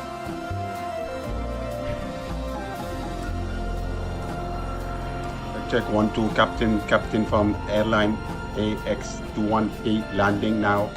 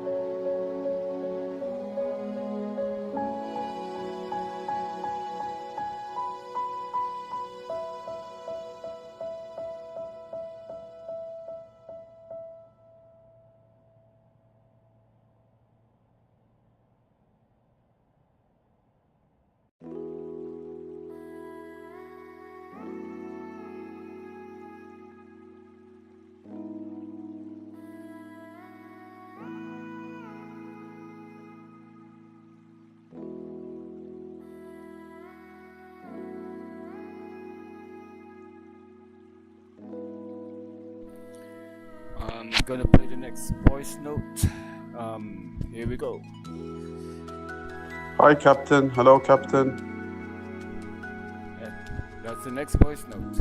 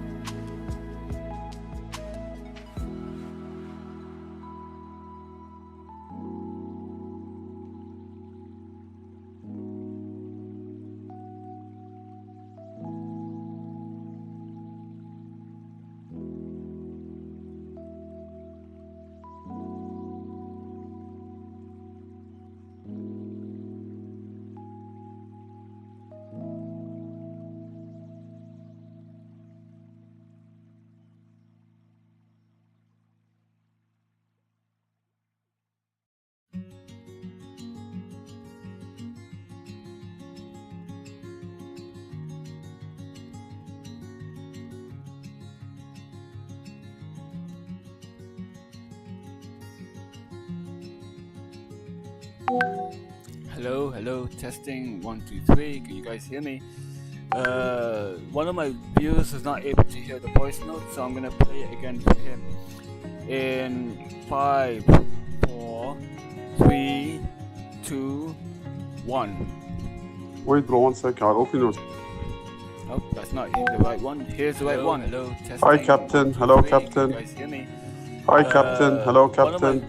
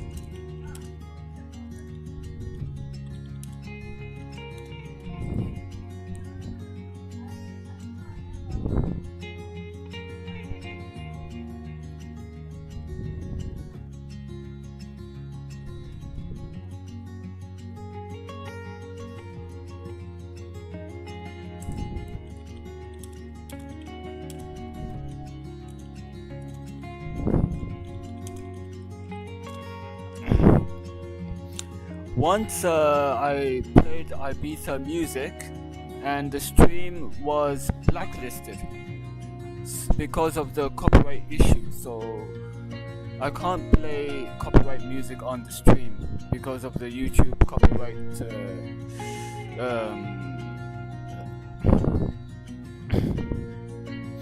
once I tried to play Ibiza music on my stream, and because of YouTube and its copyright thing, they blacklisted that particular stream because of the music.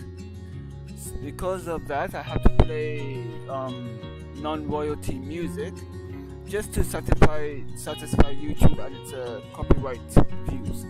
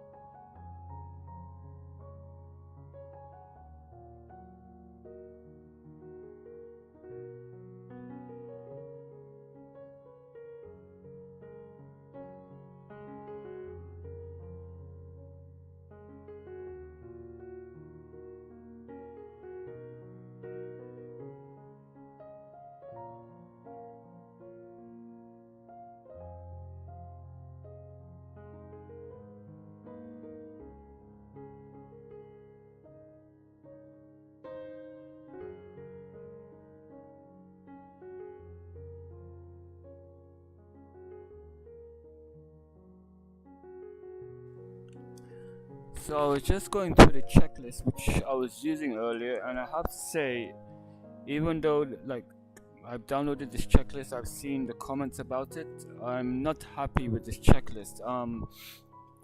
A normal checklist which should have cockpit preparations before start, it should have the after start, it should have, sometimes it would have the taxi, but even they can combine the taxi and the after start into one checklist.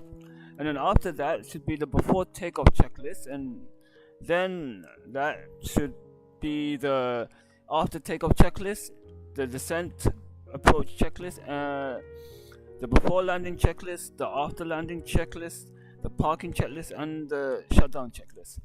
For some reason, this checklist I have goes up to the taxi checklist, and then it skips the before takeoff checklist, the after takeoff checklist, and it goes straight to the approach. So it goes from taxi to approach, and between those two is something called a lineup and departure change.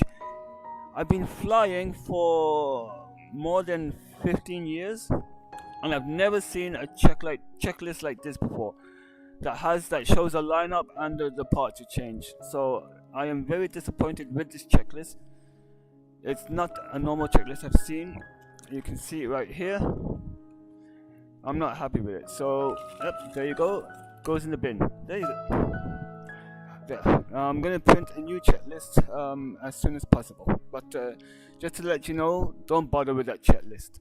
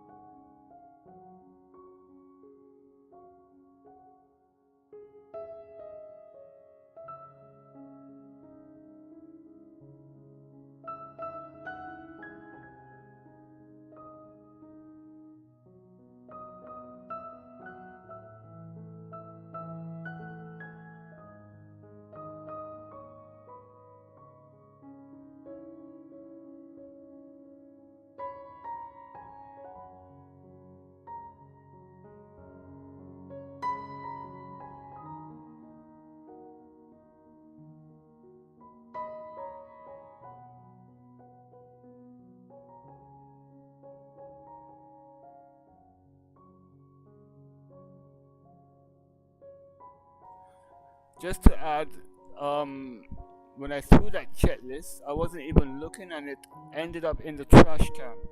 I'm gonna pick up the trash can. The checklist is in the trash can. I wasn't even aiming, it went into the trash can. What a lucky shot.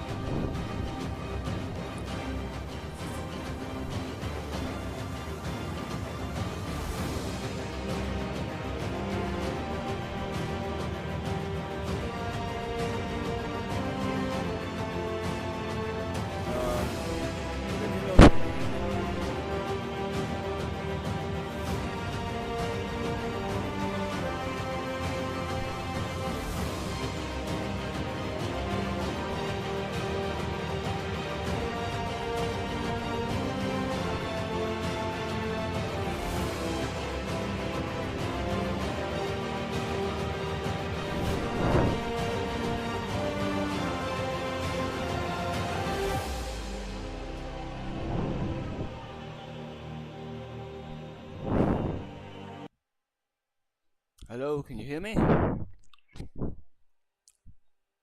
Papi. By the way, if you can hear me, I'm also gonna tell you something amazing. Uh, um,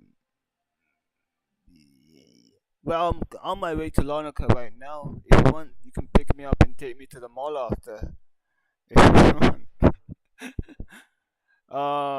Anyway, you said you wanted to know what time I'm gonna land. So here goes. Just adjust the volume. So at the moment, it looks like the sun is going down very shortly. And if I come down to my flight management guidance computer (FMGC), it shows that I'm going to be landing at 18:34 UTC. That means I'm going to land in Larnaca at 9:34 p.m. local time, Cyprus time. But I'm going to start my approach, my descent into Cyprus at 9:12 p.m. So I have about 1 hour and 1 hour and 5 minutes to go until I start my descent into Larnaca, and you'll be able to see Cyprus from the north. I will be flying over the airport and then coming into land. So so let's say the best time to watch the flyover is gonna be at the flyover would be around 9. I suggest you watch around 9:25. That's when it's gonna start getting interesting. So at 9:25 p.m. that's when I'm gonna start the flyover and then loop around to come into land. And the other thing I wanted to mention, what was the other thing I wanted to mention?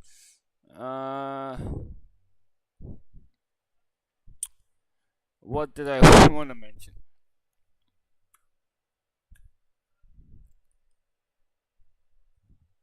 I can't remember. Oh, wait, now I remember. Okay, so when I come into land, there's gonna be next to the runway. There's gonna be some lights called the. Let me just get the abbreviation up.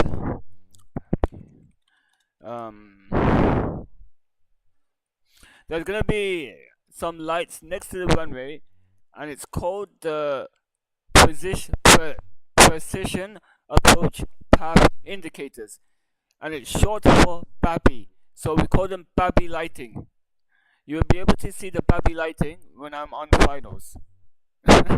It's basically white and red lights, which helps me land on the correct descent, or descend towards the runway on the correct profile. We call them the BAPI lights. BAPI. By the way, did you see on the chat that I am your first subscriber on your channel? So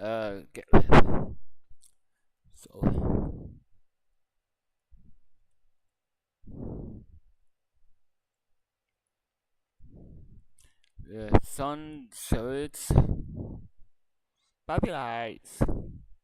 That's cool. Yeah, it's called the BAPI lights. I'll show you what it means. BAPI lights. I got the definition from Google. I'm gonna post it in the chat. Just a minute. BAPI lights.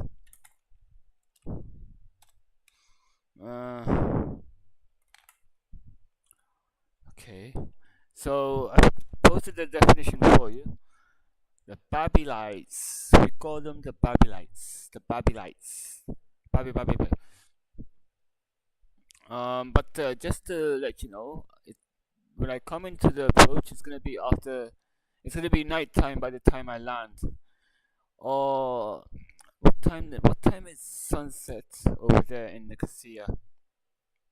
Well, I think sunset is around 8:50 p.m.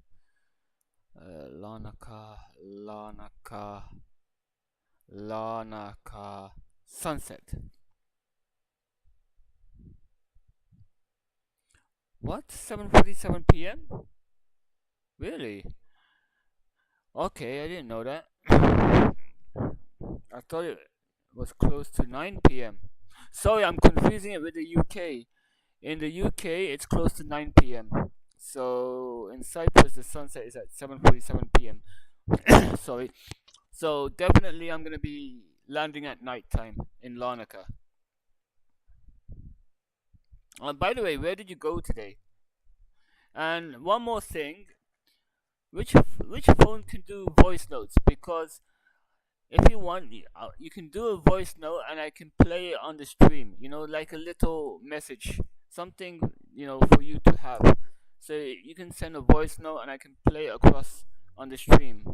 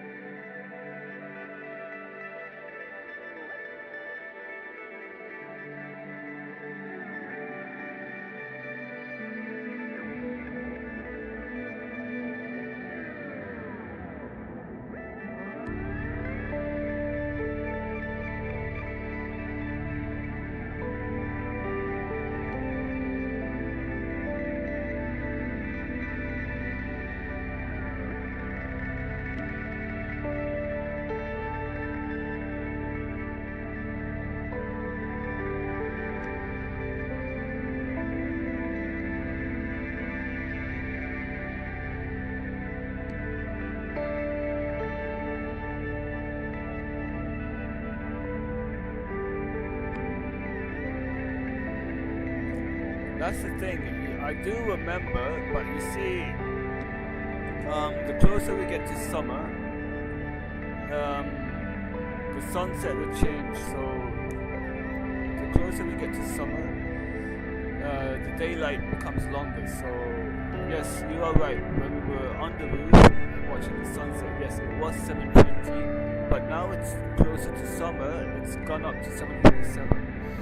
So during the day, during the summer, there's more daylight than nighttime, and during the winter, the daylight is less. So that's why the time is different today, and it's gonna keep changing. The sunset is never the same every day. It's a different time. It's never gonna be the same time every day. Because of the way the planets, the way the Earth rotates around the Sun, the way the Earth rotates around its own axis. That's why you will never have the same amount of daylight every day. It's going to keep increasing, decreasing, increasing, decreasing, and so forth. But why don't you do a voice note or something? I can play it here.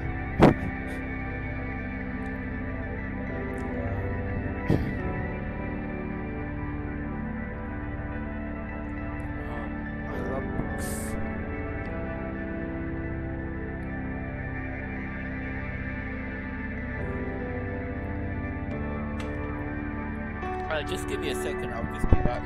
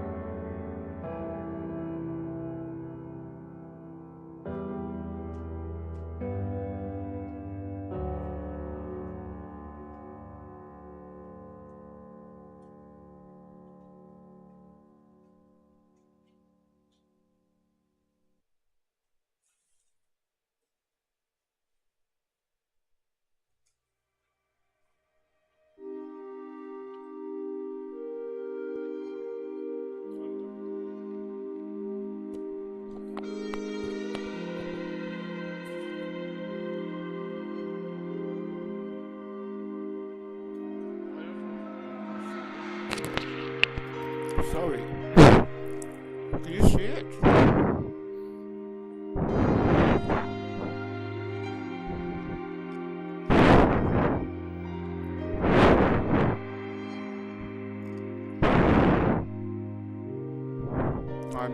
I missed the times, you know?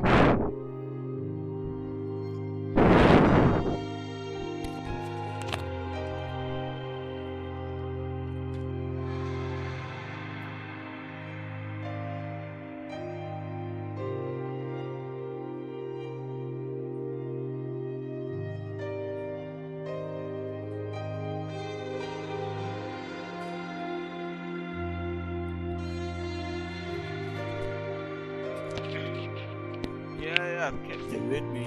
Of course, the funny thing is that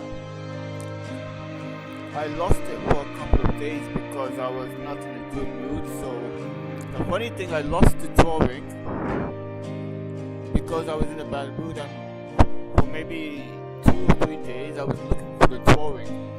And do you wanna know where I found the drawing? It was right in front of me. The thing is, I forgot it was in that blue file. The blue file was always in front of me, and I was looking for the drawing for 2 or 3 days, and then I suddenly remembered, oh yeah, it's in that blue file. I opened the blue file and the drawing was there. But I was like, where the hell has that drawing gone? It was never lost. It was just, I couldn't remember it being in the blue file. So, just my mind was just being silly, you know? Sorry.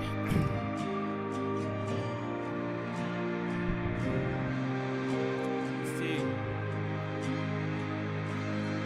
I'm gonna, there's a video of a guy starting the Airbus A320 in real life, and he guides you on how to start the plane up. So what I'm planning to do, and my wife decides to cooperate, I'm gonna send her this video, let her watch it, a couple of times to understand, and I'm going to see if she can prepare the aircraft using that video. It's actually a step-by-step video. If you want, I can send you the video as well to see how. So the guy can explain to you how they prepare the aircraft, from when it's completely shut off to when it's completely ready to taxi. And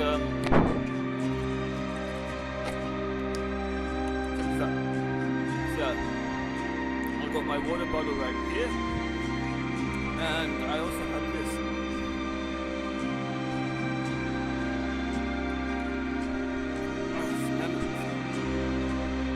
So I got this 2 water bottles. It's like a yin-yang kind of thing, isn't it? Like yin-yang water bottles. So there's that. I actually miss the memories, like this water bottle gives me memories.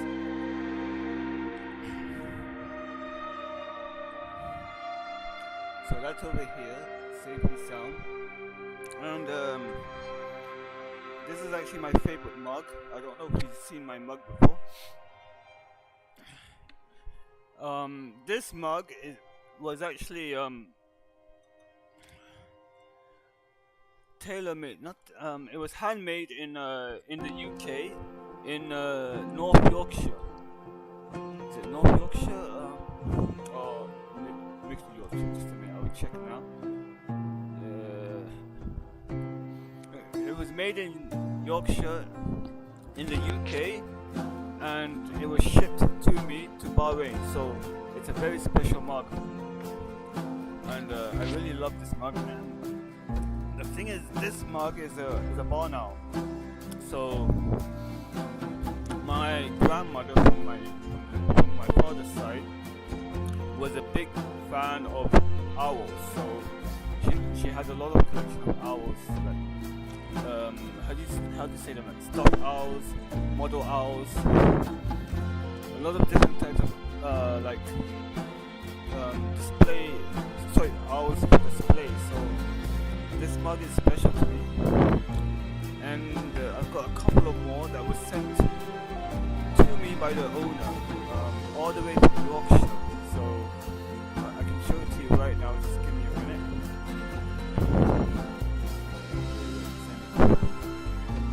Oh, you've been to Yorkshire? Okay. Send it through PIC. What do you mean send it through PIC? Send it through PIC.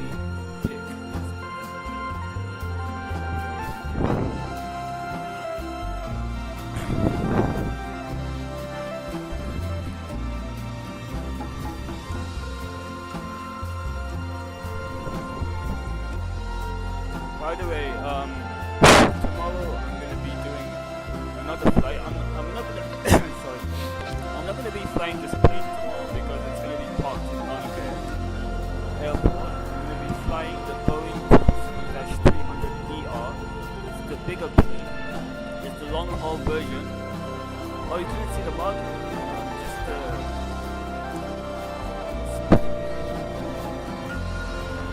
there's the mug. Show it to you. It's got a nice sound as well. It's made of a fine China. The thing is, there's some liquid in it. I have another mug. I'll show you the bottom of it. So there's the bar now. Put that right here.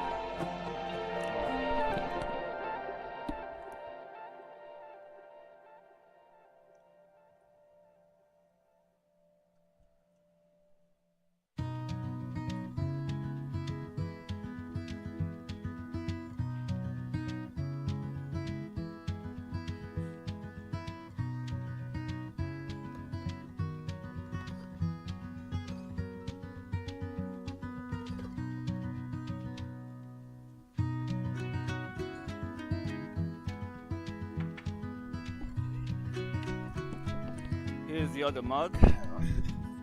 I just need to open up the camera so I can see myself while I'm showing it to you. Otherwise it's gonna go off screen. So here's the other mug. There's it. And this is called the Tawny Owl. The Tawny Owl. The other one was a barn owl. This is the Tawny Owl. And I'm gonna show you the bottom of the mug. You can see it. There's the mug. All the way from all the way from Yorkshire, England. Hand decorated in England, it says Robert E. Fuller, that's the artist. Fine bone china mug. He's a wildlife artist.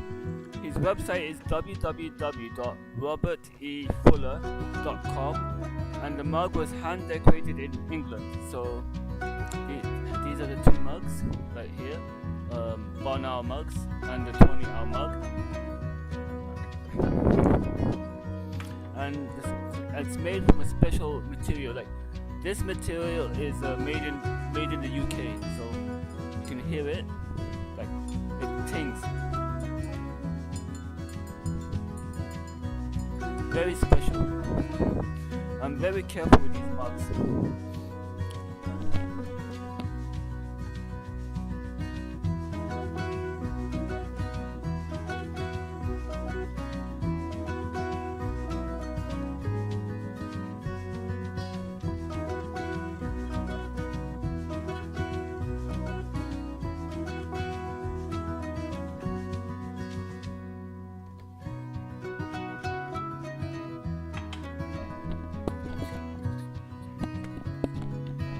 Babi, I'll give you an example between the English mug and a normal mug. So, like, the sound of the English mug would sound like this. Like, if you want to know that this is an English genuine mug, we'll be making these echo sounds, you know? But if, like, a normal mug would just make this sound.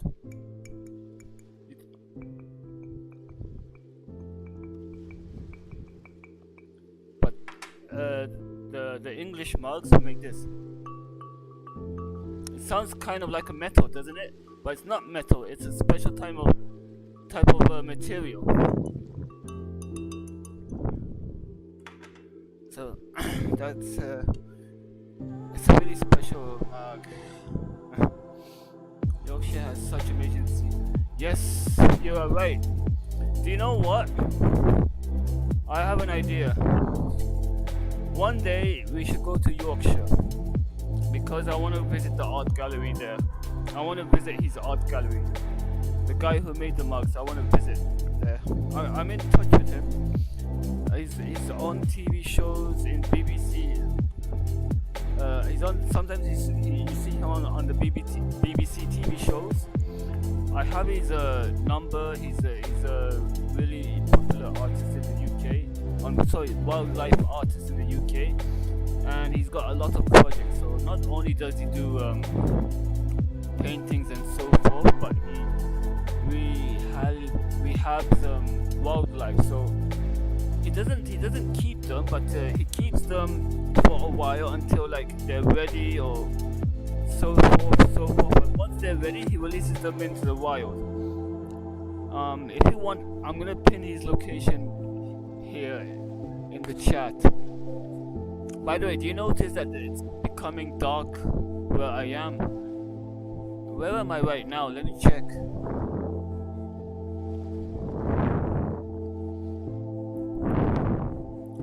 So I think I'm near Greece. Actually, I'm on the border of Greece and Turkey. Just confirming it.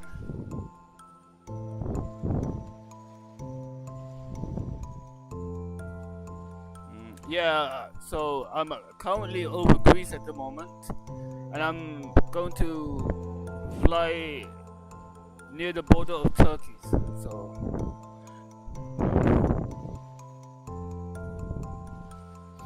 sorry, I'm not near the Turkish border. I think I'm near the Bucharest border.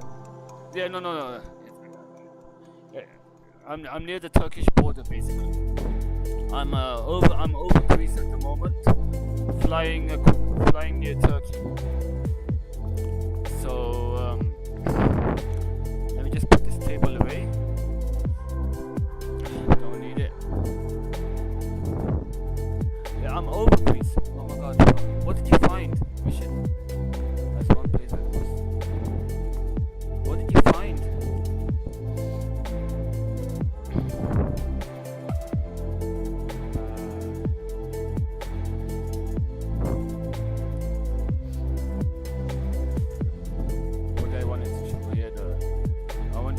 Where I want to visit when I go to the UK. I really want to go there. I've been supporting him, by the way, so like now and then I've been sending donations to him and supporting his channel and his work.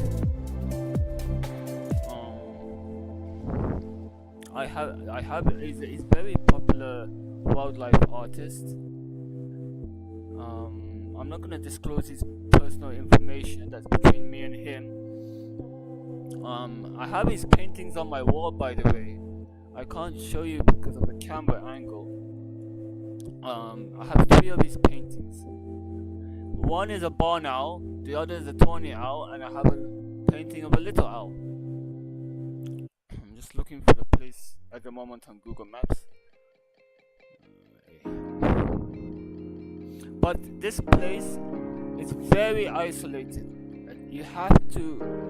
It's all the way out of the city in the green fields and all.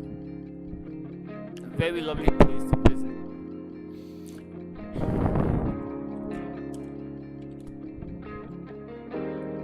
Okay, I found the place. So here's the link.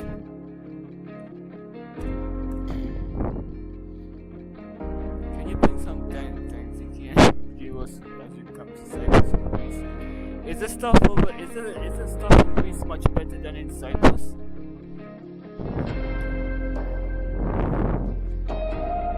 What is happening here? Oh right, flight plan. Okay, there you go. I was like, why is it showing blue? It should be green, but the thing is I was on the wrong page.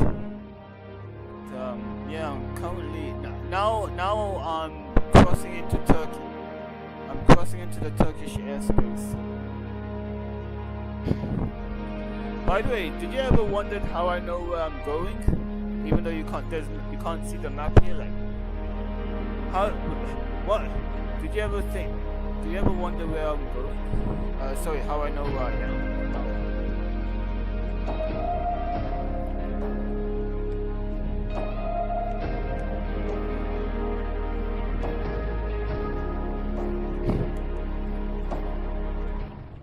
Yeah, I want to go. We should arrange it. We go with my wife. She also knows him as well, but not as much as I do. It's a lovely place. From the second spot. Yeah. Yeah. You're very smart. You see, we don't, as pilots, we don't care about borders, we don't care about countries. All we care about is the route. So if I turn on the terrain, you can see the green is the land and the blue is the sea. But we really don't care about that at the moment, so we just turn it off and we just see a black thing. Sorry, just a plain black display. But we only use this when we're in mountainous areas. So when we're flying close to mountains, I usually turn this on. And if I'm very close to a mountain, like that green is gonna start becoming yellow and then red. So I like to keep it clean. I like to keep the display clean and not cluttered a lot.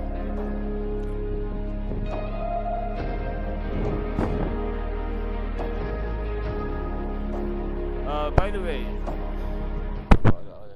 no. You're not. The purple is the airport. So I'm gonna give you a quiz, okay? I'm gonna give you a quiz. Not a quiz. I'm gonna give you a question.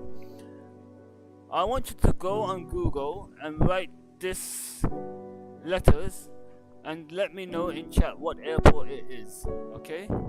And I'll be back and you give me the answer.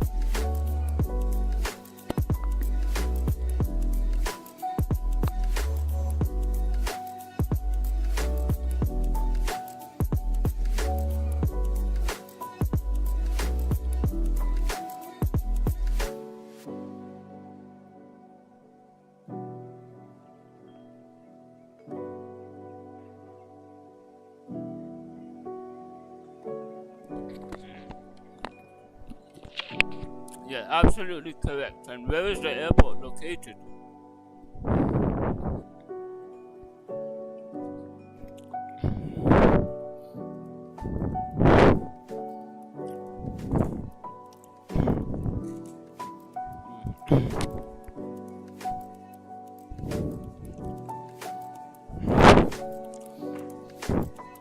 No.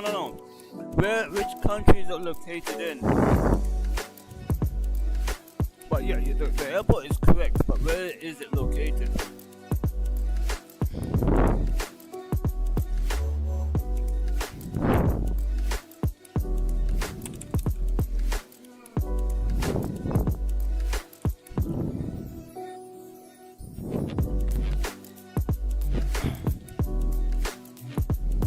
By the way, I'm going to show you something after you give me the answer.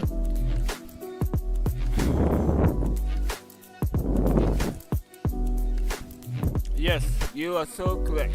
Turkey. That's 100% on your exam. Anyway, you see, when I was in Cyprus, I didn't need these things. I'm gonna show you what I have. So basically, I have this. You know, let me just open my camera so I can see myself when I show you these things. So imagine I have these, you know, pills. Yeah. I'm a junkie, yeah. I'm just a junkie, see, full of pills. I'm a junkie. So I have these pills. I have these pills.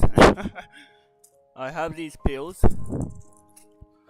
And I also have this pill. I'm such a junkie, see? There's another pill. I have to take all these pills every day. Imagine. So this is my pill case. So I got the days of the week, so 7 cases. What day is it today? So it's Thursday today. I will take Friday, and it's got the morning pills and the evening pills. So yeah, I am a big junkie with pills. So why is there 2 here? Okay. So many pills I have to take. But when I was in Cyprus, I didn't need to take all these pills. I didn't need to take all of these things, you know. I came back to Bahrain, I'm back on my pills. It's like I'm an old man already, you know what I mean? One of them is for my GERD, another one is for nutritious, another one is for my heart, and another one is for my anxiety. So one for GERD, one for supplements, one for my heart, and another one for my anxiety. So yeah, that's about it. Today's Thursday, yeah. Today's Thursday. Tomorrow's Friday. So whoopsie daisy, right? Isn't it so dark? Well, let me just switch this.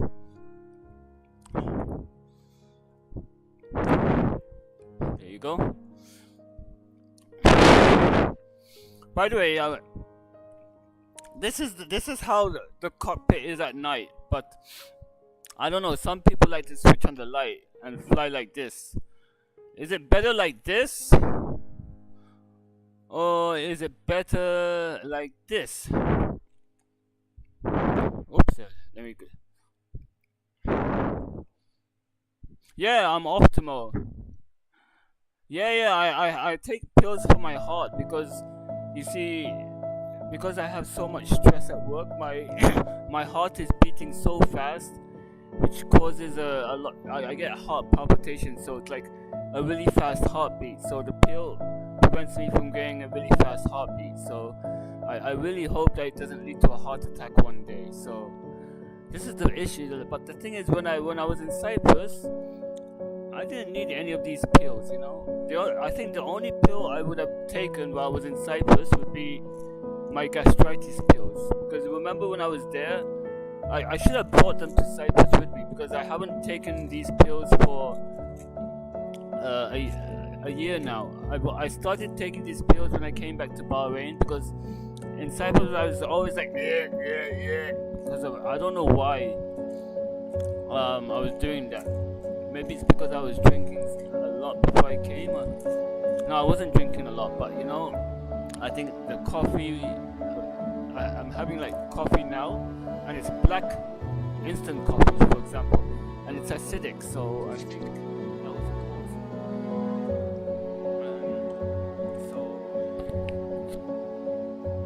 Yeah, thanks. But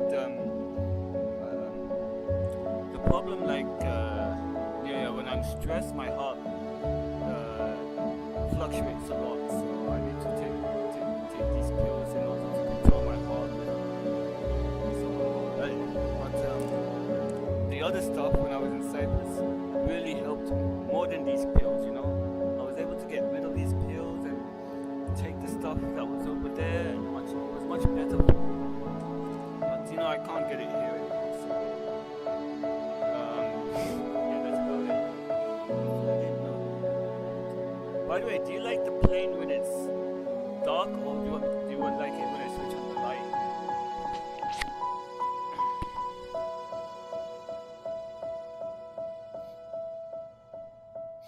By the way, and let me send you that video. I'm really curious to see. I'm gonna give my wife that challenge to see if she's able to prepare this aircraft without me telling her what to do, just from that video. So let me see if you're gonna understand it. Let me get that video. The A320 code. Anyway, by the way, what I was saying, tomorrow I'm gonna do a long haul flight from London Heathrow to Nairobi in Kenya, my wife's country. So I'm looking forward to that flight because I have never done that flight. So I'm gonna do it for her.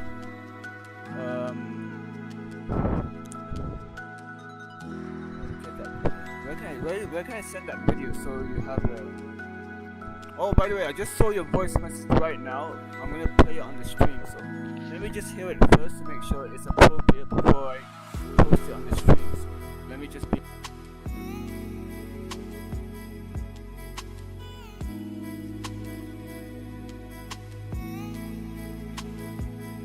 Alright, you ready to hear the video?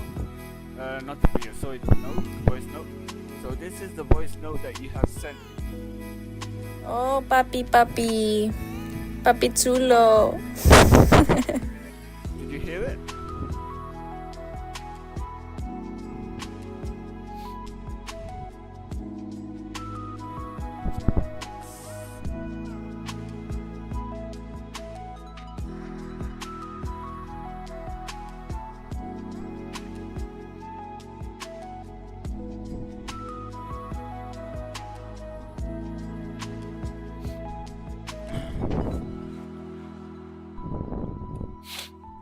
Tomorrow I'm going to be flying my favorite airplane, the Boeing 777-300ER. Do you want to see the size comparison between the two planes, the one I'm flying now and the one tomorrow?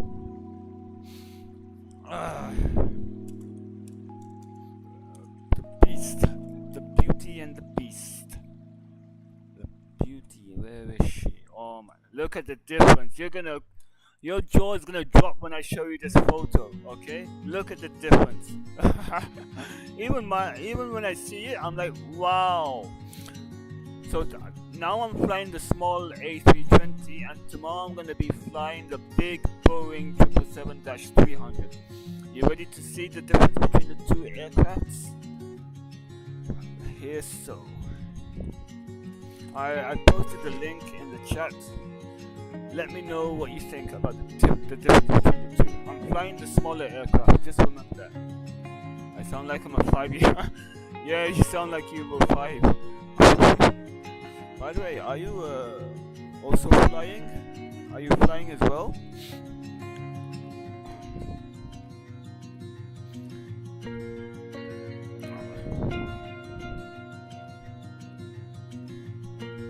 Jeez, yeah. Isn't she big?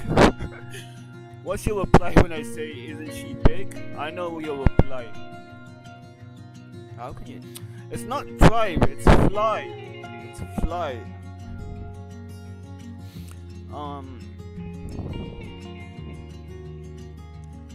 It's okay. I will tell you this. It's harder to steer it on the ground. I would say that, but once you're in the air, it's easy to fly because there's no things around you, so it's easy to fly. Because the thing is, nowadays, even no matter how big an airplane is, that's what she said. And no wonder how big an airplane is.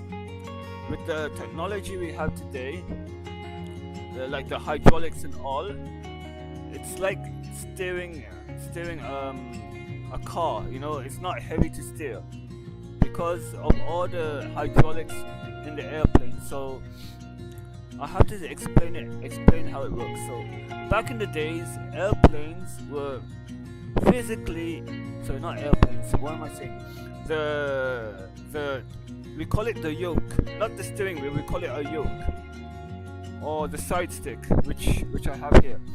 So what's happening is, back in the days, the yoke or the side stick used to be physically connected to the flight controls, to the wings, to the tail, to the stabilizers, etc. So it was really hard to steer. Now with today's technology and all, the yoke and the side stick are not physically connected to each other. They are connected by electric wires. So like, for example, like these electric wires, and what happens is, like, when I turn the yoke, what's basically happening is that it sends an electric signal through the aircraft to that respective part, and that part will have like an electronic motor. So the signal will go to that electronic motor as a command. So you're commanding that motor to move. So it's no physical connection. It's a connection. It's just a simple wire, electric wire.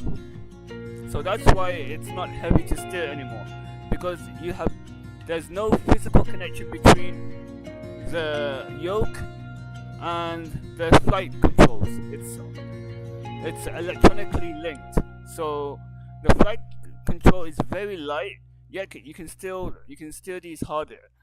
these big aircrafts. The only difference is that you need to be careful when you're taxiing the aircraft on the ground, because it's much longer, it's much wider.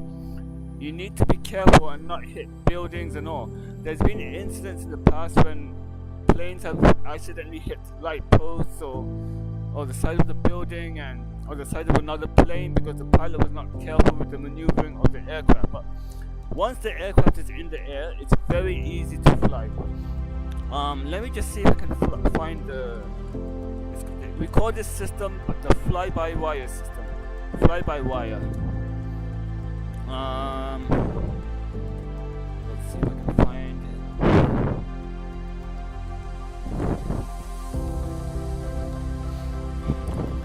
So it's not, we don't use cables and pulleys anymore.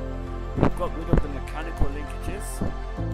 All these heavy wires, heavy cables, and so forth, they've been eliminated. It's fly-by-wire versus mechanical. Let's see if that works. Because I found a really good image that lost a long time ago, but now I can't seem to find it. Like mechanical, electronic. I'm trying to look for a basic image, so someone can see. But do you understand the concept?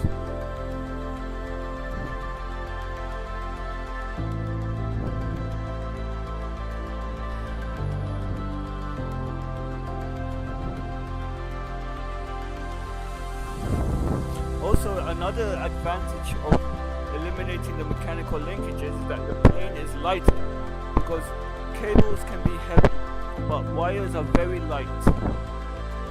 So,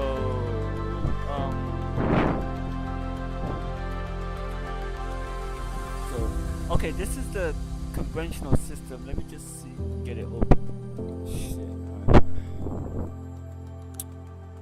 I can't seem to find a very clear image. It's doing my fly-by-wire.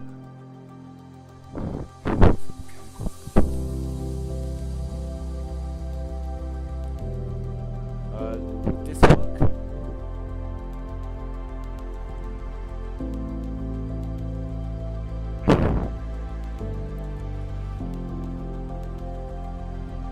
What if let's see if I can find a GIF.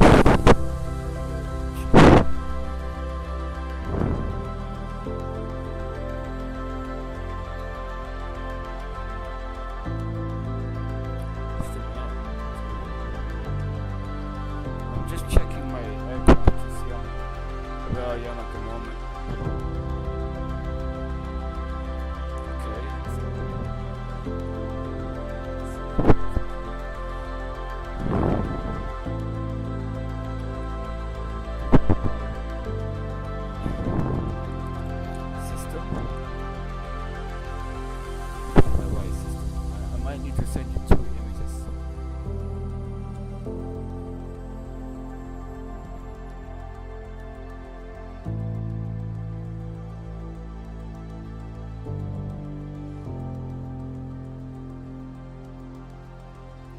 I might even have to send a video because I mean I can't seem to find it.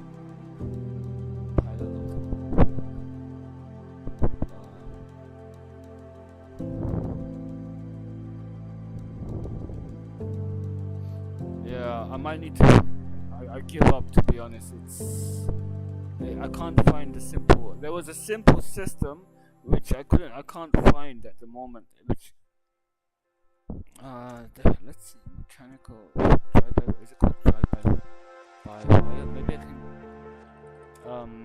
I can do the car example drive-by wire versus mechanical.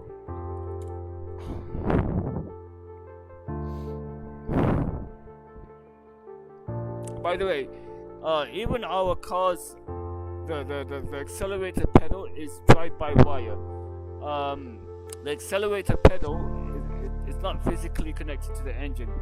Your accelerator pedal or your gas pedal, when you press it, it sends an electronic signal to the car's computer, and then the car's computer sends that signal, converts the signal, and sends it to the engine, and then the engine will add the fuel, air, depending on how much you have pressed on the pedal. But back in the past, before cars had computers, it had like the gas pedal was physically linked by a thin metal cable, the same that you find on a bicycle. When you press the brakes on the bicycle, there's that little thin cable.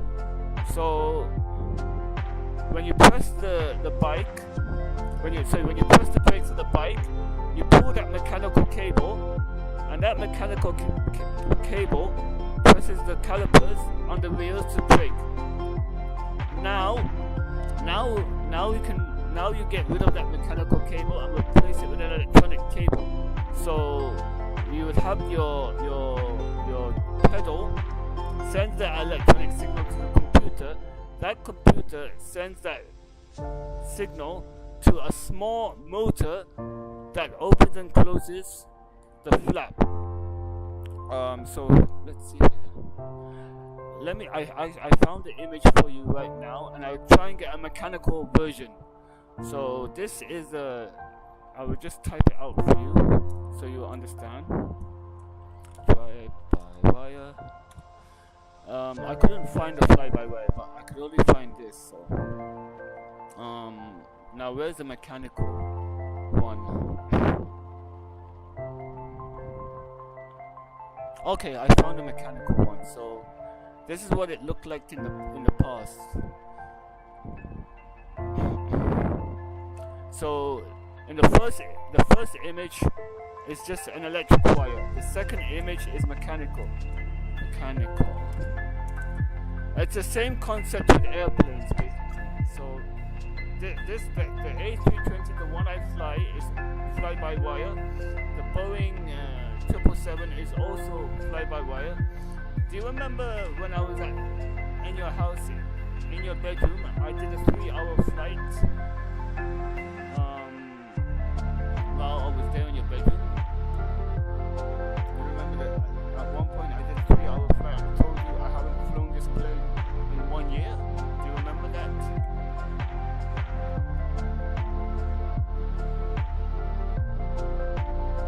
What time is it now? The time is 17:56. Oh, I'm gonna start descending shortly. I'm gonna be descending in about 20 minutes time. I'm gonna start my descent.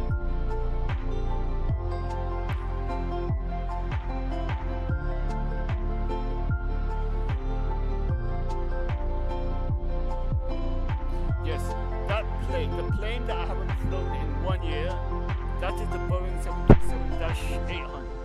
The one I did the 3-hour flight in while I was in your bedroom. That plane is a mechanical hydraulic plane. That plane is controlled with mechanical wires and pulleys, but the A320 is fly-by-wire. And and the good thing about, let me see if I can demonstrate it right now. I haven't done this in a while, but let me try and demonstrate it.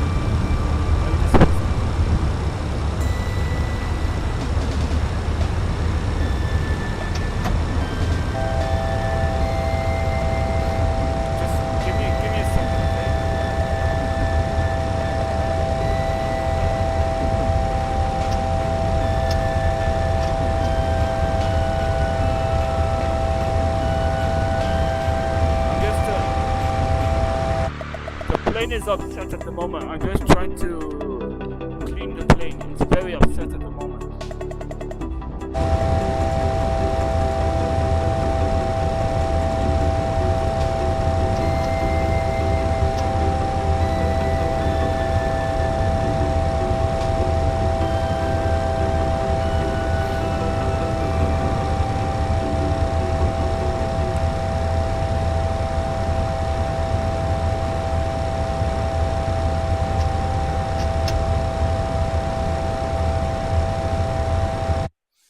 Okay, I've muted it for you so you can hear.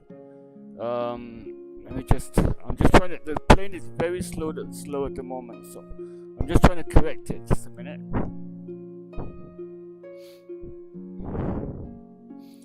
Let me just get the plane back to normal because it's very upset at the moment. So thrust forwards.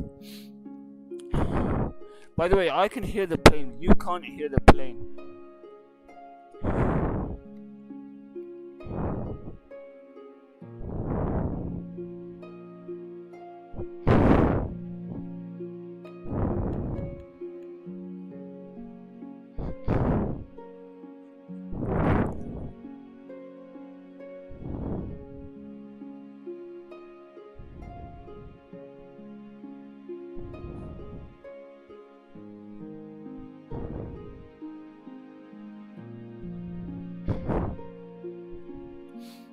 By the way, I don't normally do this. I was demonstrating it for you, so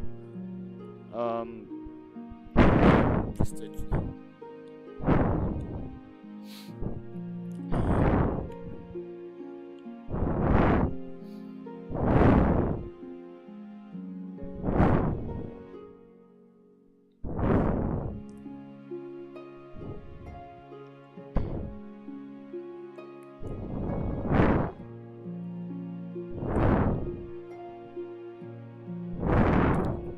well, you want to hear the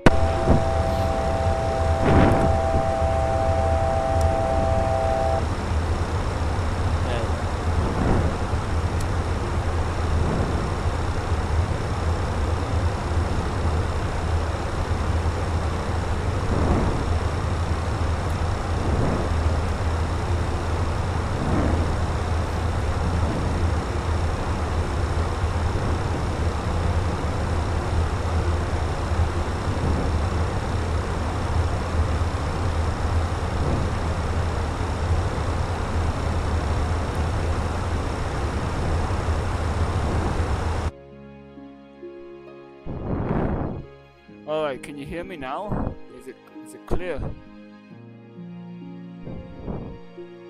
Yeah, the plane was very upset. It wasn't very happy. It was in a situation. It's now going back on course. So can you hear me now clearly?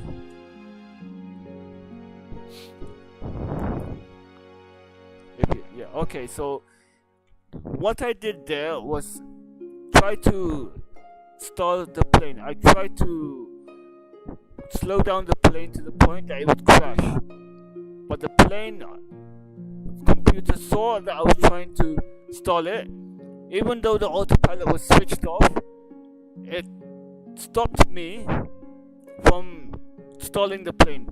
It basically took over my controls and prevented itself from stalling, from falling down vertically out of the sky like this. If I had done that in the Boeing 737-800 with the mechanical controls, the plane would have crashed.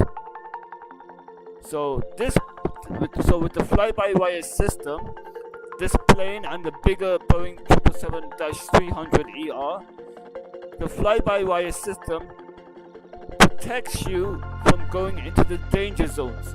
Once it realizes you're near a danger zone, it's going to take over and stop you from crashing the plane. But it's not perfect. If you put too much different danger zones, the plane is going to get overwhelmed and crash. It's not perfect, but at least it's there. So I tried to roll the plane over. I tried to take the plane, and I tried to flip the plane. It wouldn't let me flip it. The plane took over and stopped me from flipping the plane. So that's another great thing to have. That's another great feature to have. So it stopped me from doing that. I tried to crash it. It wouldn't let me slow down. It wouldn't let me flip over. It wouldn't let me do this and that. Also, I'm gonna pull back, and you'll see what happens. And I'm gonna pull back on the side stick. I'm gonna disconnect the autopilot. I'm gonna pull back. If I do this in the Boeing 737, the one with the mechanical, I will be able to pull back on the plane, and if the plane goes like this, it's gonna fall like this and crash. I'm gonna do it in the Airbus right now, so here goes. So disconnect the autopilot. I'm gonna pull back. Watch. I'm gonna pull back.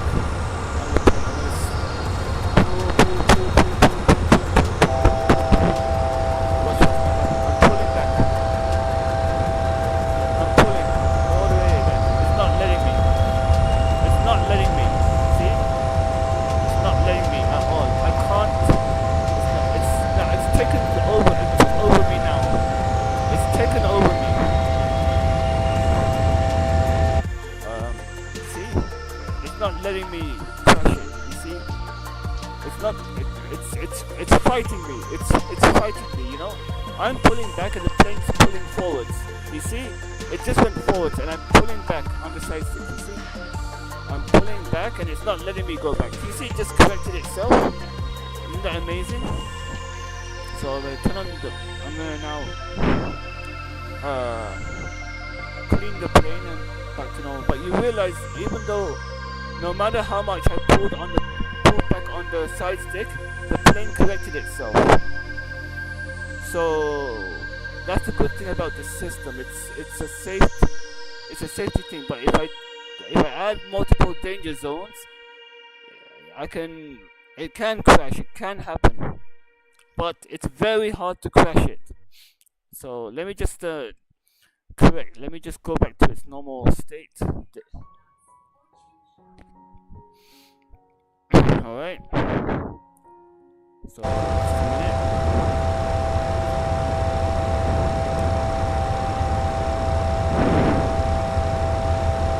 Just correcting it right now.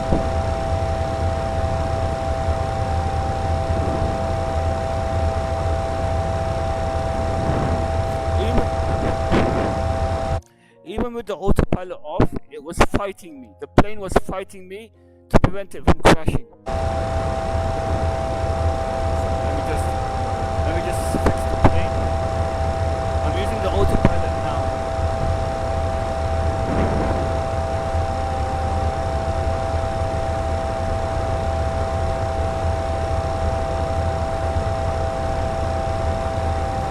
What the noise is gonna disappear by itself. By the way, once it collects.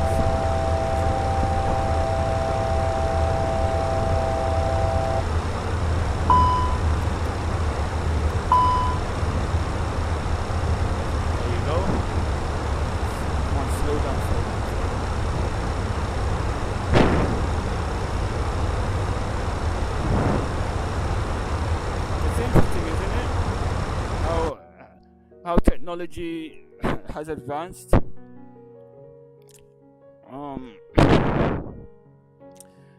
By the way, this I have to show you. They do this in real life as well.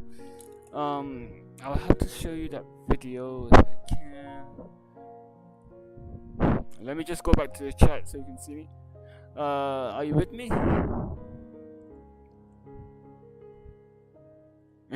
You saw how much I was fighting the airplane to try and crash it, right? Let's show you. Blah blah blah. A320. It's called the A320 flight envelope protection.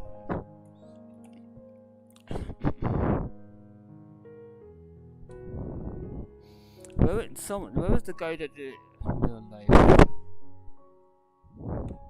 Oh, by the way, I found a video of someone demonstrating it in real life. And you want to know how long that video is? 4 minutes and 20 seconds. I'm gonna tell.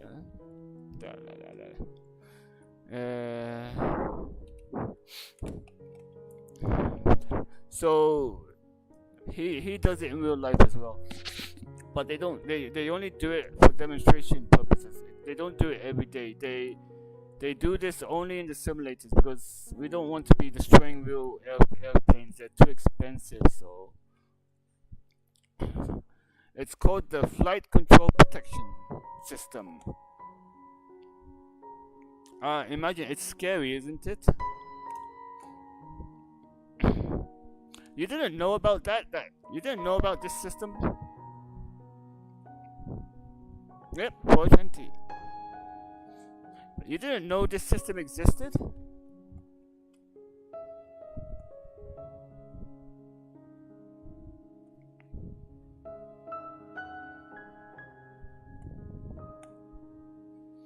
I'm just trying to sort myself out, like where are my charts and all.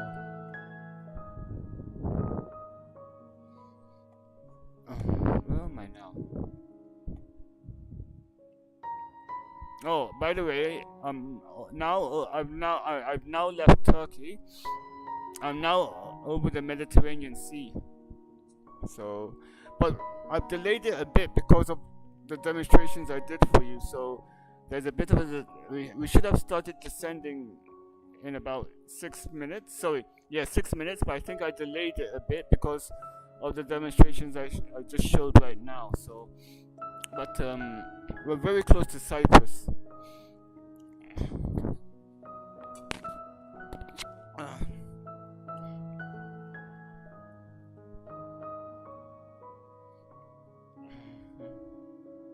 I'm just making sure the plane is back to normal. The systems are normal. Let me just check. Everything's normal.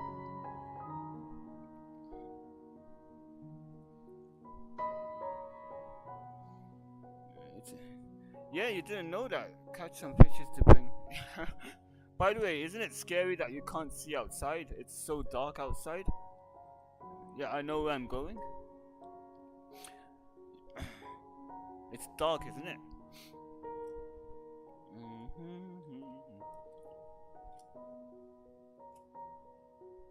The light.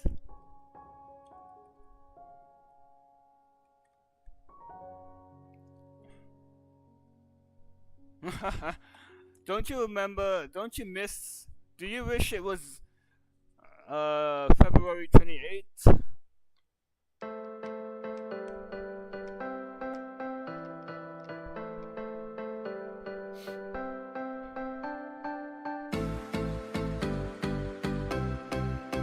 You wanna go for a walk in the cabin?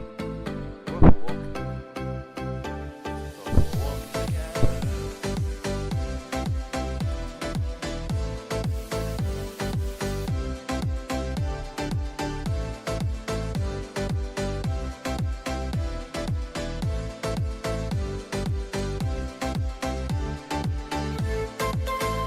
By the way, when I was trying to say this, I was sitting in hang on, let me get my ticket.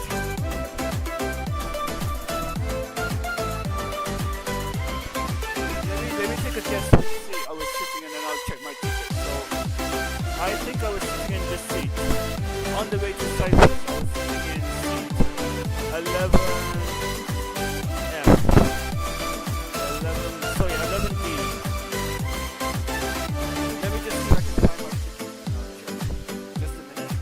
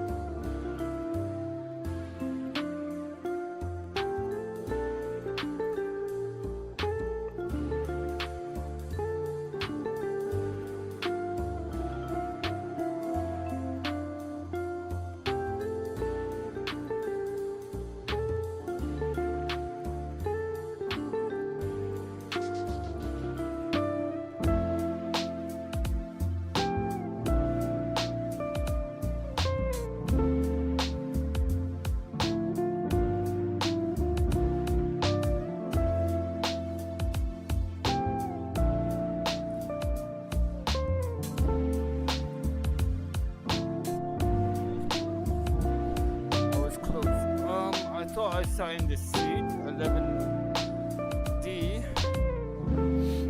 but I sat in this seat. So I said 11D, but actually I was, and I remember it was, this is the seat, 10E. I remember, I don't know why I said D, but I remember I was sitting between two men, one on the right by the window and one on the left, but this is the ticket. 10E. Yeah, I don't know, I think I remember clearly now it was 10E. I don't know why I said 11D. I think it's because I forgot. But regarding my other ticket, the one that's from Larnaca to Bahrain, I threw it away. Can you guess why I threw that ticket away?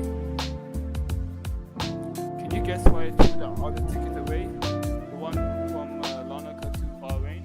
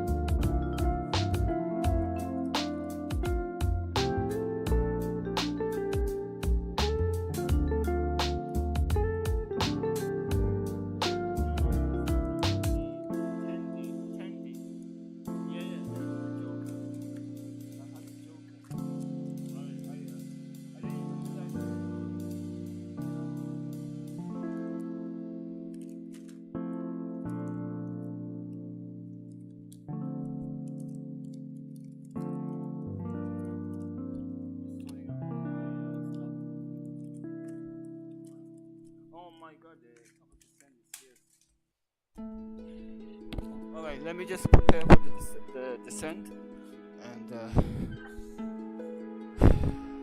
then I'm gonna tidy up my table. I've dropped a couple of things, and I think some glass that just broke as well on the next table, so anyway, I'll sort that out in a bit.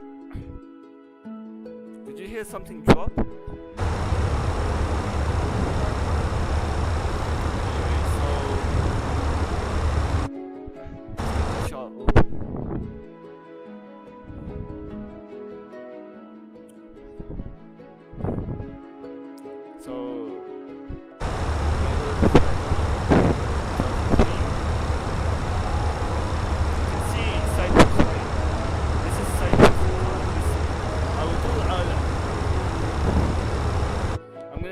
Do a little cheat to show you what it looks like, but I'm not gonna keep it.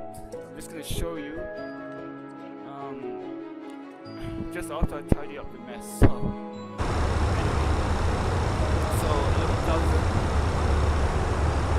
I'm gonna get the weather for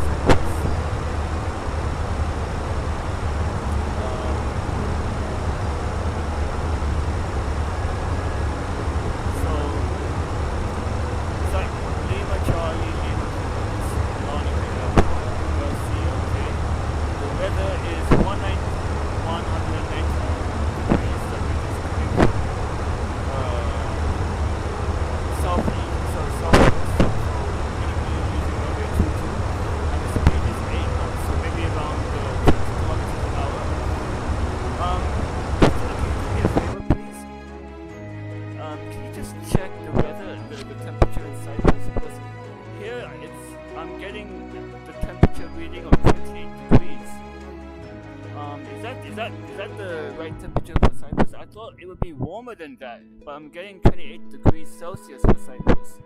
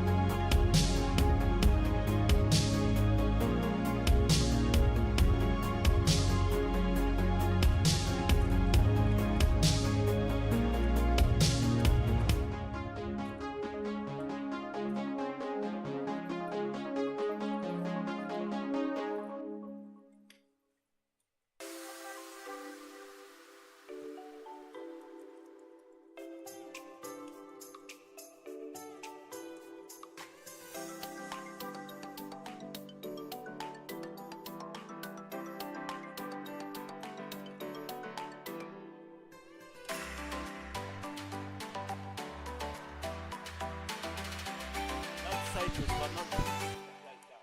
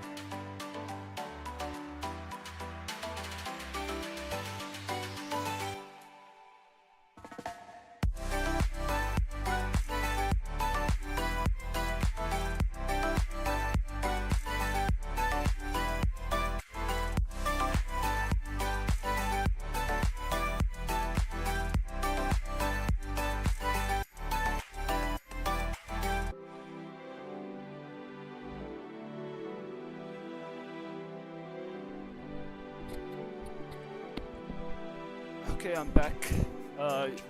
You can see Judos right here. All of this is Judos. This is the south part of Cyprus.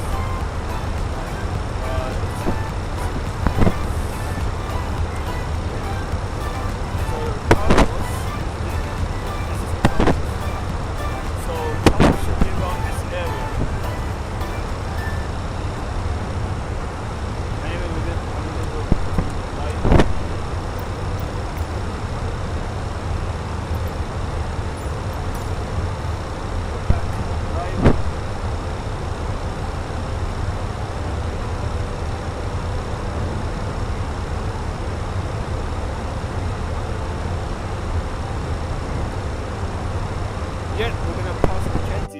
It's the same.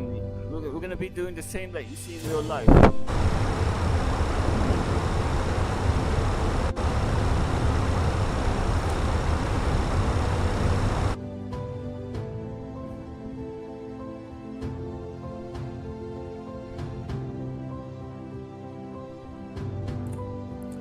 I'm gonna eat this Joker that traveled with me all the way to Bahrain. So memories. This is your Joker, Christina. The one you gave me.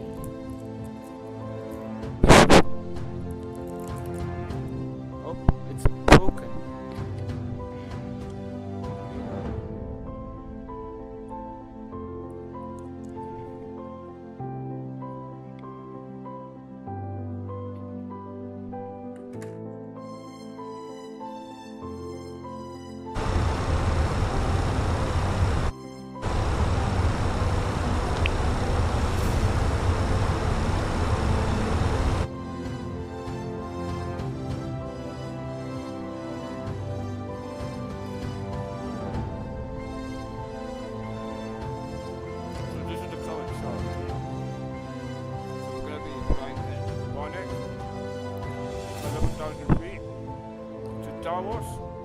You see, Judos is just south,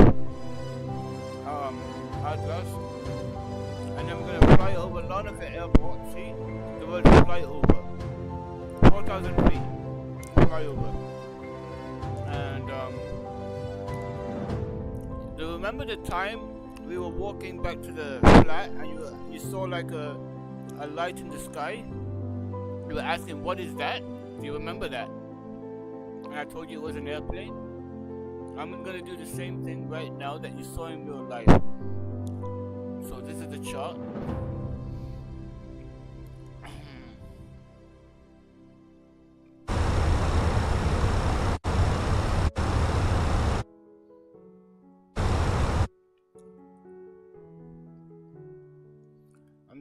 I'm going to pop out this chat so I can see what's happening at the same time.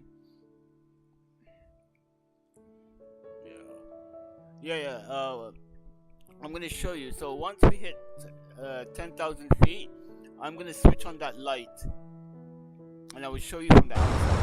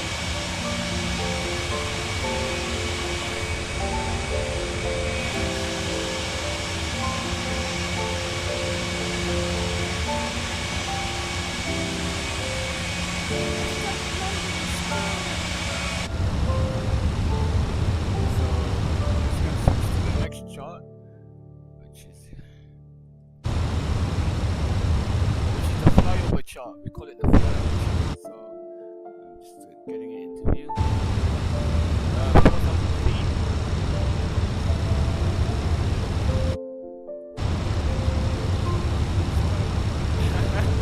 So now we're flying over the hill.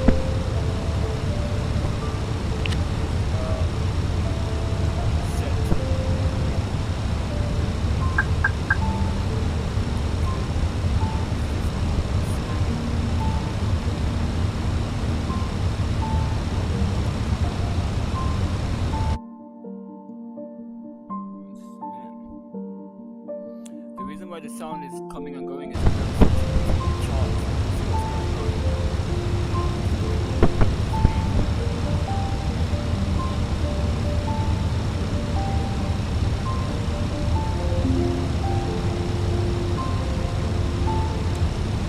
We're flying over the airport right now.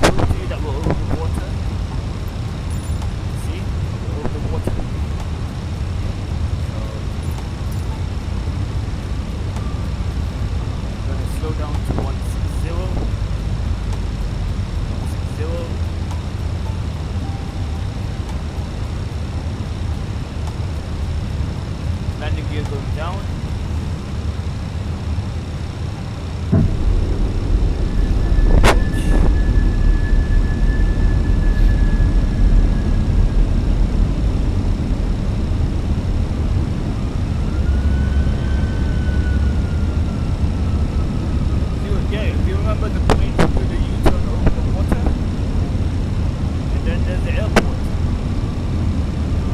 Perfect, hey.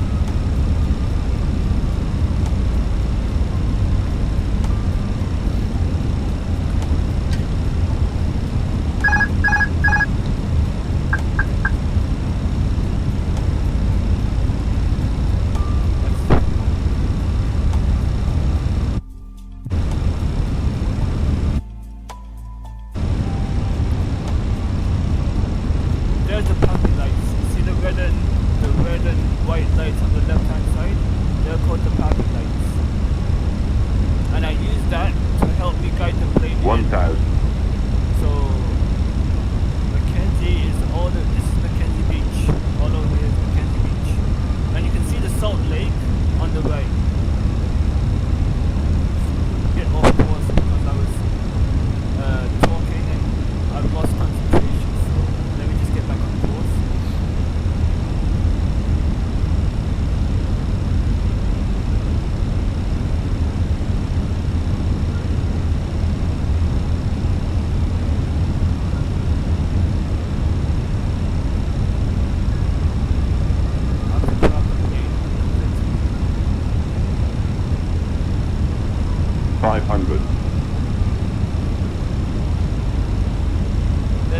I'm getting some crosswind.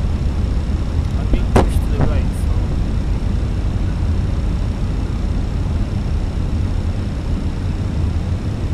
there's Mackenzie on the right. 100 above.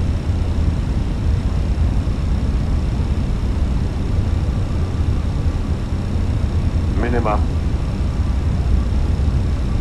There's the parking lights on the left. 100. 50. 30. 20. Retard. Retard.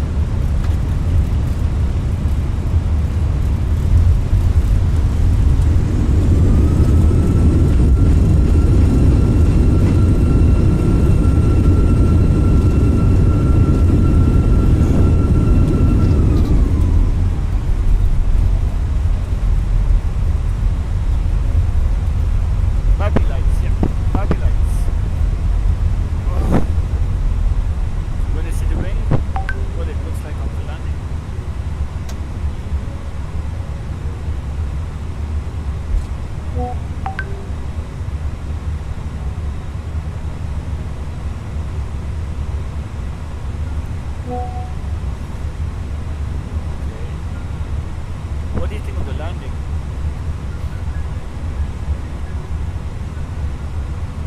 Switch this off. Remember I told you about the white lights flashing on the wings? Let me just stop the aircraft. I can't do two things at once. Usually, the other pilot is the one that will be switching the switches. So, stop the aircraft here and I'm going to show you don't you see this in real life?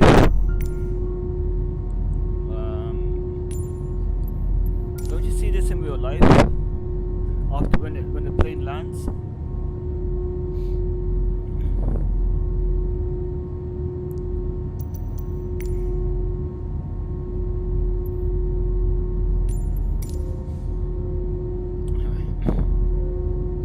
Anyway, so let me just clean up the aircraft.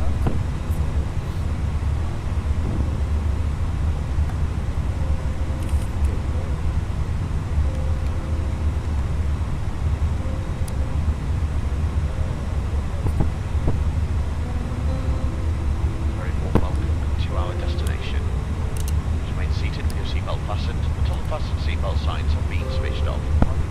Once it's safe to leave your seats, please do take care when you open the overhead lockers, as items may have moved during the flight and could fall out and cause injury. You may now make and receive calls to all data services on your handheld electronic devices. Check that you have all your personal belongings with you before you leave the aircraft. Require any assistance here at our destination, please speak to our ground staff colleagues who will be happy to help. Those customers who have ordered special assistance to leave the aircraft today, please remain Yeah, there was seated a until truck the on aisle the bound runway, is clear, but that's and just a simulator bug. to assist you. You can't, Finally, on behalf trucks of are all not Zero allowed British to be Airways on the runway in and real Alliance, life, so I don't know I'd what like the to choosing developers to fly are with thinking today. about. So We I look just forward to ignore them welcoming you on because board again very soon. even if I hit the truck, it's not going to do Thank you, anything and a very good evening. because it's not supposed to be there. It's just a bug in the simulator, you know, and it's not something I'm going to worry about because it's nothing big. But in real life, if a car or vehicle had gone on the runway, they would have gone to jail. You want to see Larnaca Airport?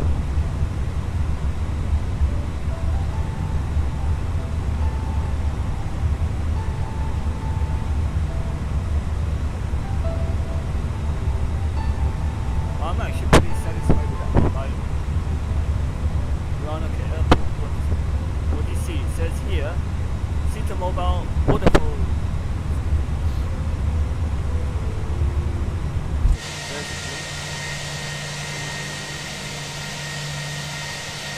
Don't you see the lights as well? I turn off the lights in the wings. I'll show you what. Usually when the plane is ready to take off, they usually switch on the white lights. So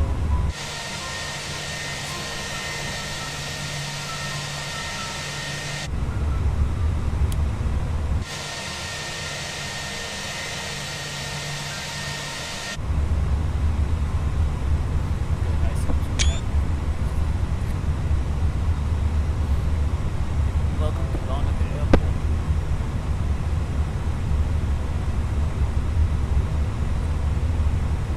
Do you miss the Hercules?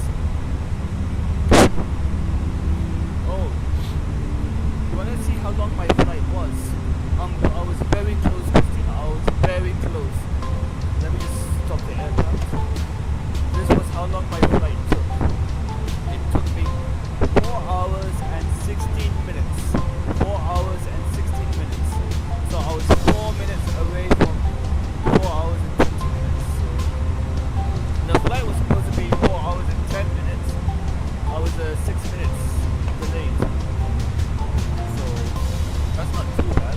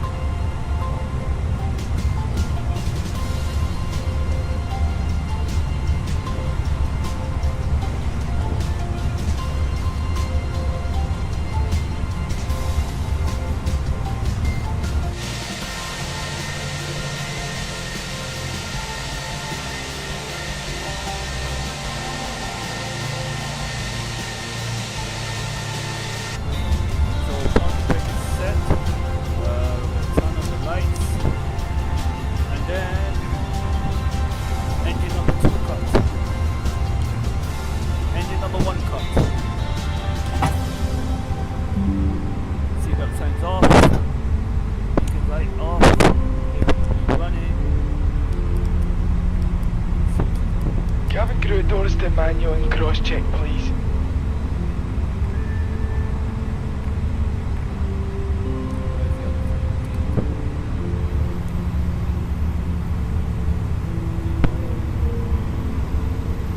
The light is too bright. Turn it down a bit. I'm badly getting down the other. You're not even at the airport yet. You're still in Nicosia, stuck in traffic.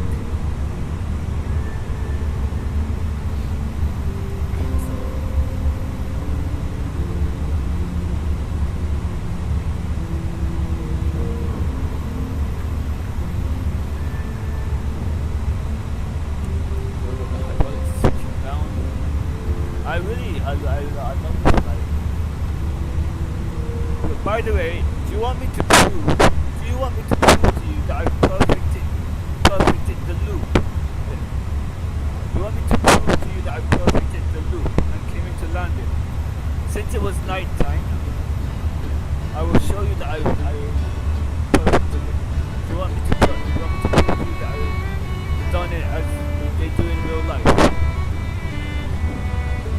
By the way, this screen in front of me shows which doors are open and which doors are closed. So it shows like the cabin doors open, cargo doors are open. But Christine, I wanted to ask, you did not answer my question. What is the temperature right now at Larnaca? What is the temperature right now at Larnaca?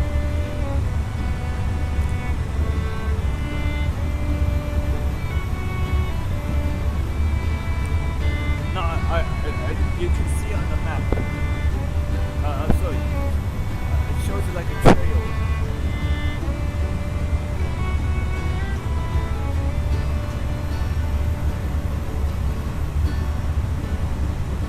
What is the temperature of Larnaca?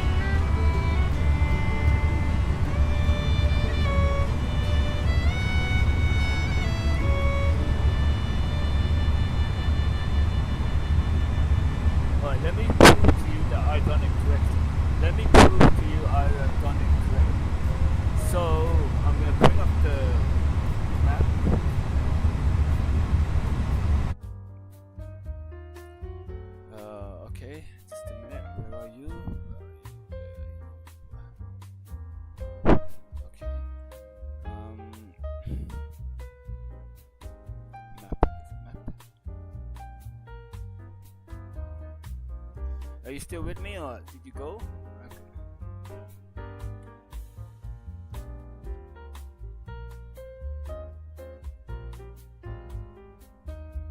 Okay.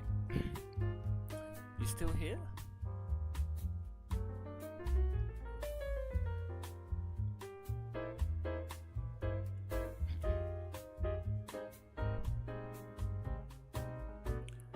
Let me show you how it's done. I'm just checking my emails until you was reply to me. Where are you? Have you left? Hello? Testing 1 2 3.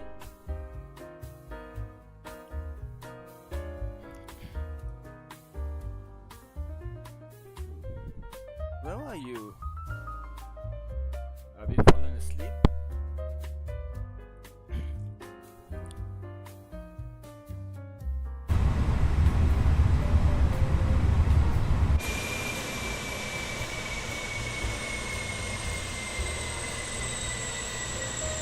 Okay, good. I'm gonna prove to you that I have done it correctly. So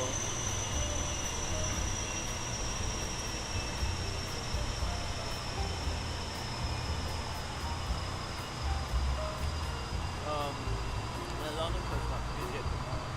They are not providing. This is on. So let's go to my map. First, let me show you the chart before we go. So here's the chart. If I move it here, see clearly. So what happened was, I did this. So I flew. Remember, we're staying here, right? And if you look, remember when we were looking out the balcony? How can I do this? Like that. So no, wait. Oh my god, what am I doing?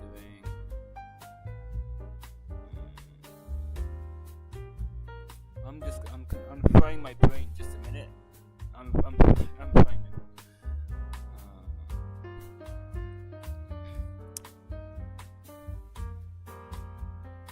Wait. So the runway. Were we looking in this direction?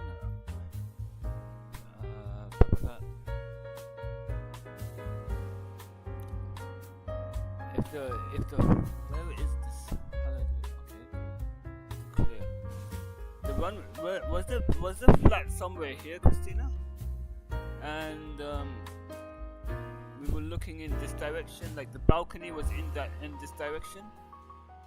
Like the balcony was in this direction, correct?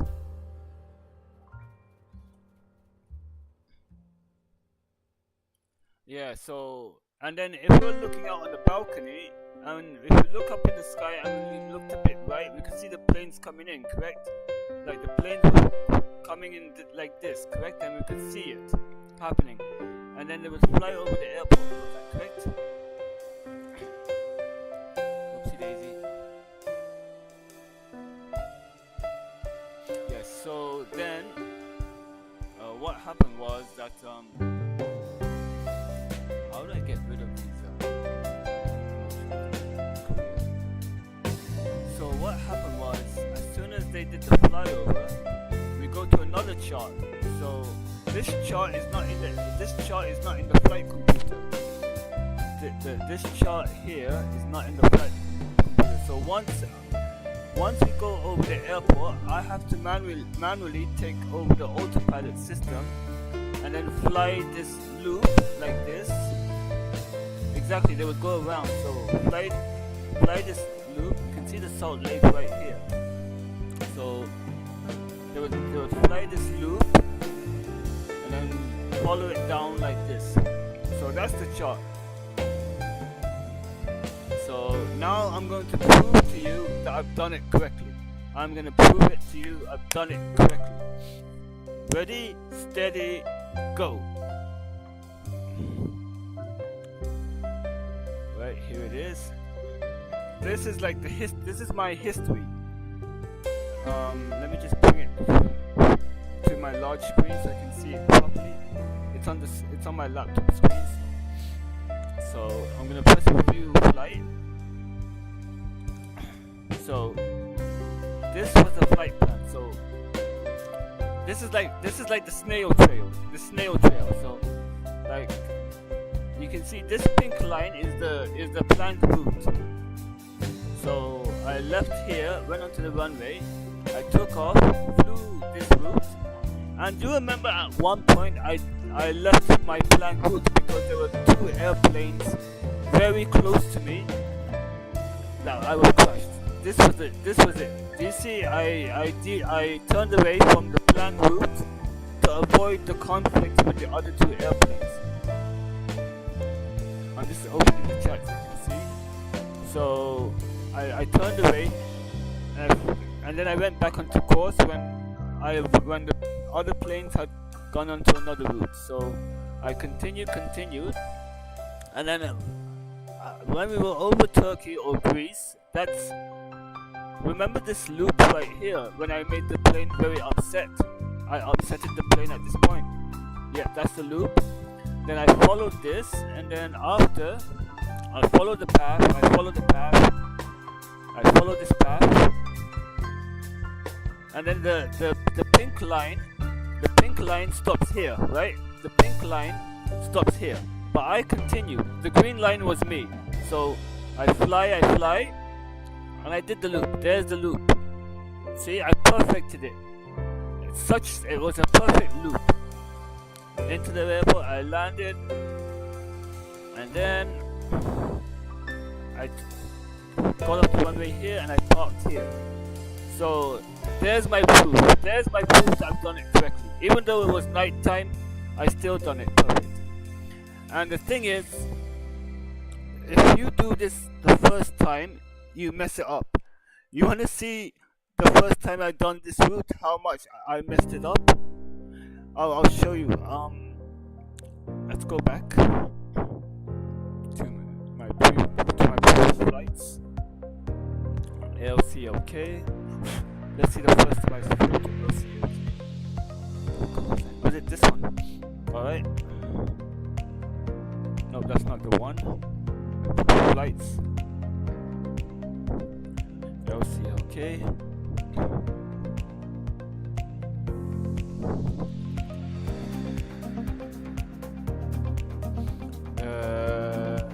Where are you?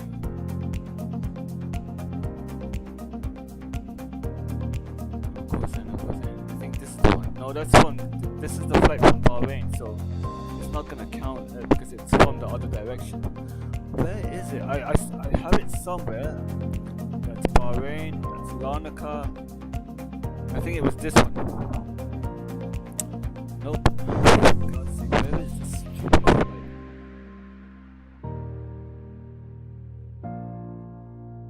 Here, I messed it up here. You shouldn't be going over the land. You shouldn't. This is not allowed. You shouldn't be going. The reason why we go over the water is to. The reason why we go over the water is because of the noise pollution. So I messed it up here. This was the. I shouldn't have. I went too far. This is not the correct loop. But today was the correct loop because I mastered it. You know, I studied the chart. This is how it should look like. It shouldn't be going over the land. If you go on Flight Radar, remember the application I was using to see the real planes. None of the planes go over the land. None of the planes go over the land. They have to be on top of the water. Because if you go over the land, you're going to disturb the population. Maybe people are sleeping or doing their things like that. So you have to fly over the body of water to make that landing. So it should be done like this way. But new pilots mess it up. Yeah, I'm very happy with that flight. And let's see, this is my account. Teams, my profile.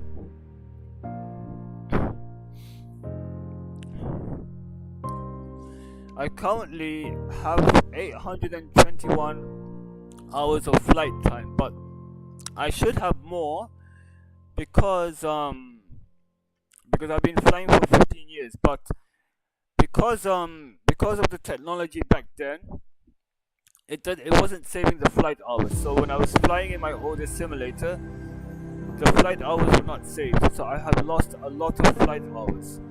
But this is the flight time with the new simulator, with this 2020 simulator. Now there's a newer simulator which came out in 2024. I haven't upgraded to the new simulator yet because the new simulator is very buggy. There's a lot of faults in it, and etc. Now if I move to the new simulator, because of the technology we have today, because of this this application, I will keep my flight hours. So from now until the time I die, my flight hours will always accumulate. No matter how many times I change my simulator, I'm always gonna keep accumulating flight hours because of this app. So yeah, I've lost a lot of flight hours because back then we didn't have a lot of technology. Like the simulators were advanced, of course, but they didn't hold flight hours and so forth. So tomorrow I'm gonna be doing that 8-hour flight and so forth. Anyway, I'm gonna shut down the aircraft and show you what it's like.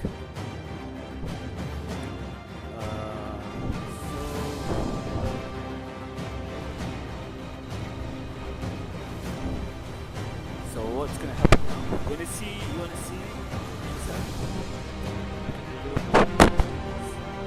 Say hello.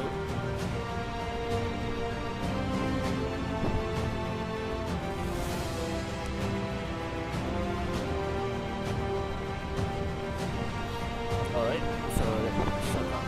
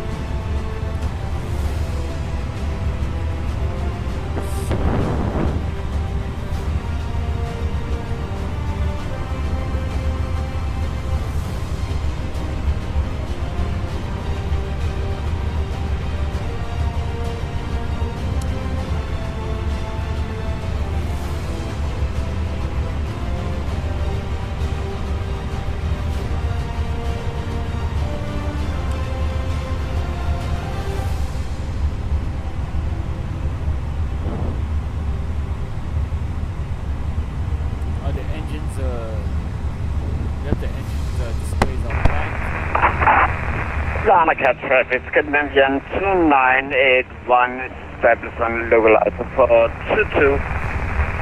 We are 8 miles out. Okay, there's a plane. How many seats does it have? It's roughly 150 seats this aircraft has. Each airline has its own configuration. So, like if there's business, some airplanes like EasyJet and low-cost airlines will only have economy seats, but like airlines like Gulf Air, the one I came on, would have the business class and then the economy section. So there will be less seats because of the business class takes up more seats. So overall, it depends on the airline. Some airlines have 162 seats, some airlines would have 150 seats. It all depends on the configuration. Like EasyJet would only have economy seats. Gulf Air has both business class and economy seats. So let me just turn off the nav lights. I cannot see this way.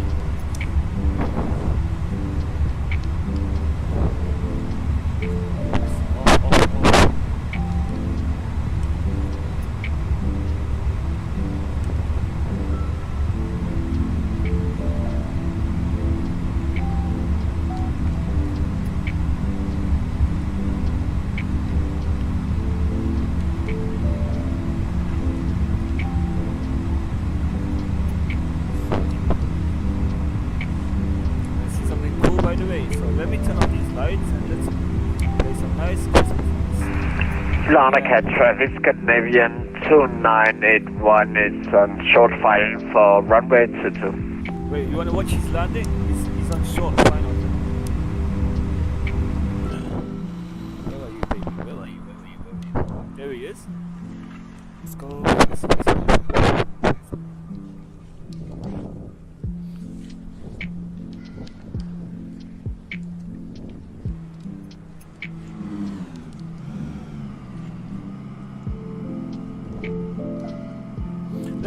Let's watch from Mackenzie. Go Mackenzie Beach. Mackenzie.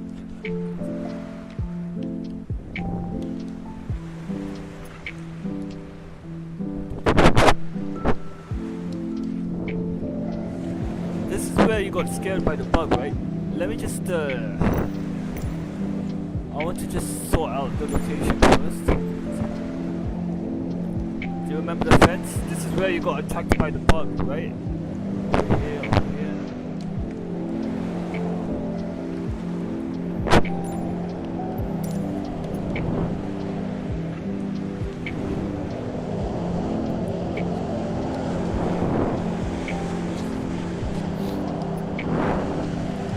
So remember we were watching this in real life.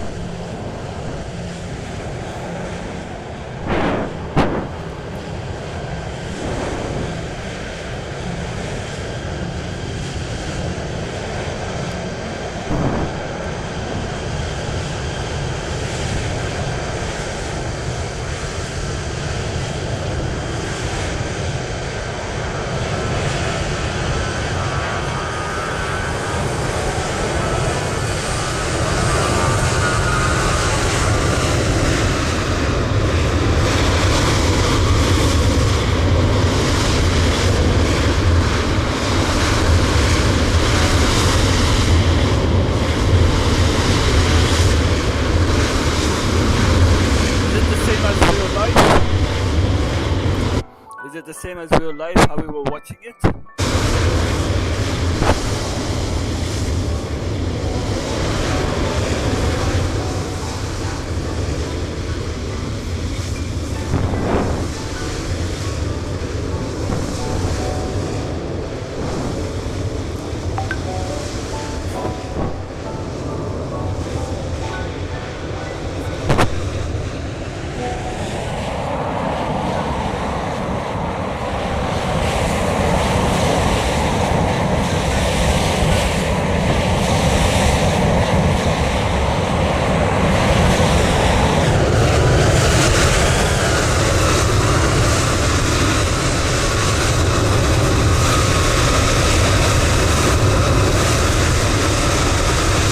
Was it the same like in real life, how we were just standing at the fence watching the planes land?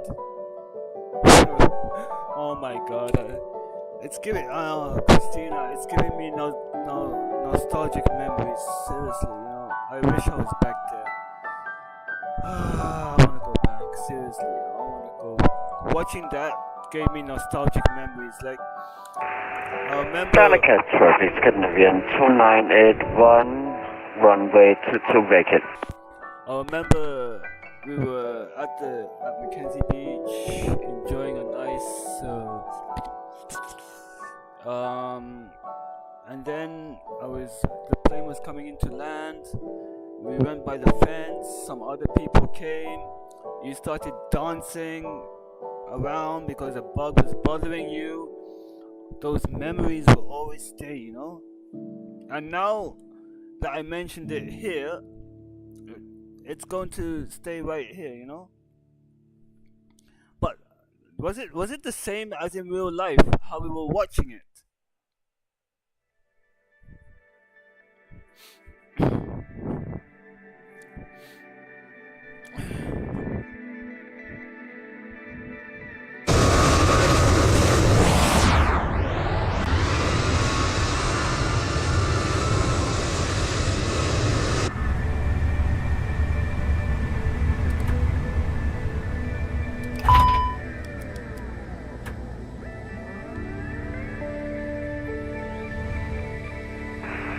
Larnaca traffic, Scandinavian 2981 will taxi to gate 23 via Golf, Charlie and Lima Bravo. Yeah, it was the same in real life. Like the plane was flying over the sea in front of us to land at the airport. But yeah, seriously, like it really hit my mind, you know. Watching that really hit my mind, you know. I wish I could go back. Seriously, I mean, that was amazing, and it was all thanks to you. I mean, if it wasn't for you, I wouldn't even have thought of it. It was your idea. You brought us there. I loved it. I really enjoyed it. I wish I could stay another night. The problem was, you know, I couldn't even extend my leave anymore. So, what you said when it's red on the right side, it's coming towards it. Red on the right side. Yeah. I'll demonstrate it to you right now. Let me go back. Just a minute. I'm just checking something. Yeah, when the red is sorry, you got it wrong. Yeah, when the red is on the right, it's coming towards us. If the red is on the left, it's going away. So let me just check my replay. What happened?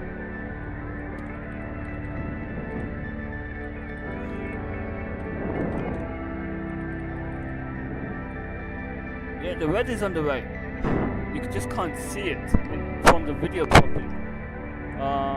But I'll show you. I'll demonstrate it right now for you.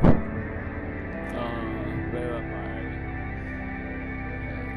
I? The thing is, in the YouTube video, it doesn't show clearly for some reason. I'm going to show you right now what you mean. When the red is on the left, it's going away. When the red is on the right, it's coming towards you. So I'm going to demonstrate it right now for you. Let me just turn on my flashlight because I can't see shit. Batteries on. There we go. So we're gonna turn on the switch. Look at it. There's a plane. So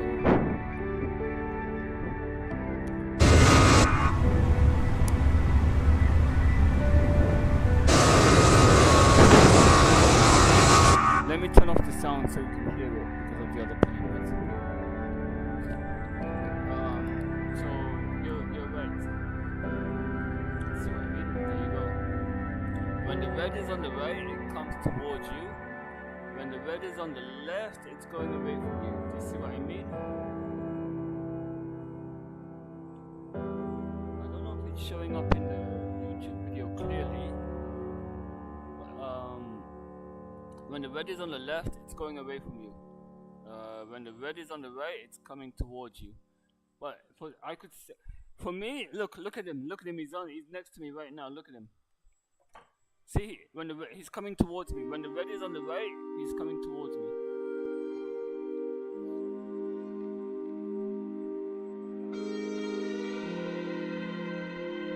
Okay, I'm sure you've gone to the toilet, no? By the way, where's he been?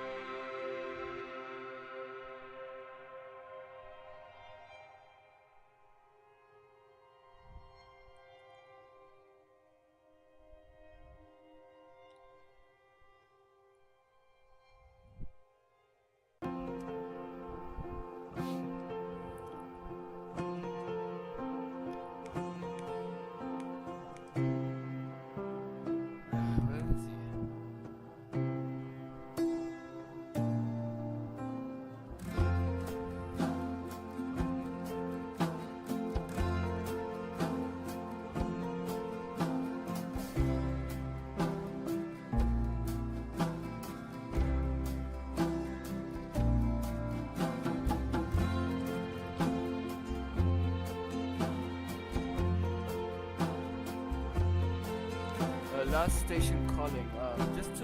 Just for your information, the active runway is currently runway 22.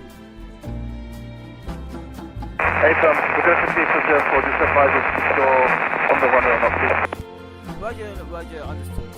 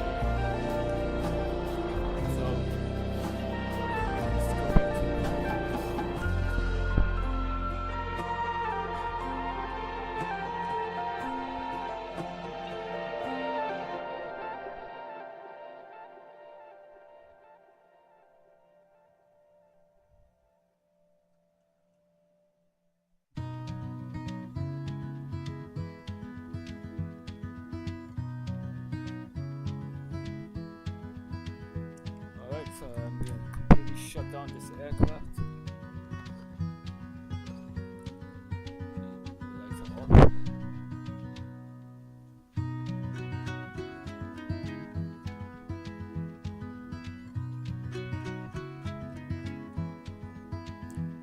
Well, I hope you guys enjoyed the flight today. Personally, I enjoyed it myself. I was happy with the approach. The landing was much better than yesterday. Tomorrow, if all goes well, I'm going to be flying from London Heathrow to Nairobi on the Boeing 777-300ER. I hope to see you tomorrow and peace out. Take care. Bye bye. Thanks for joining.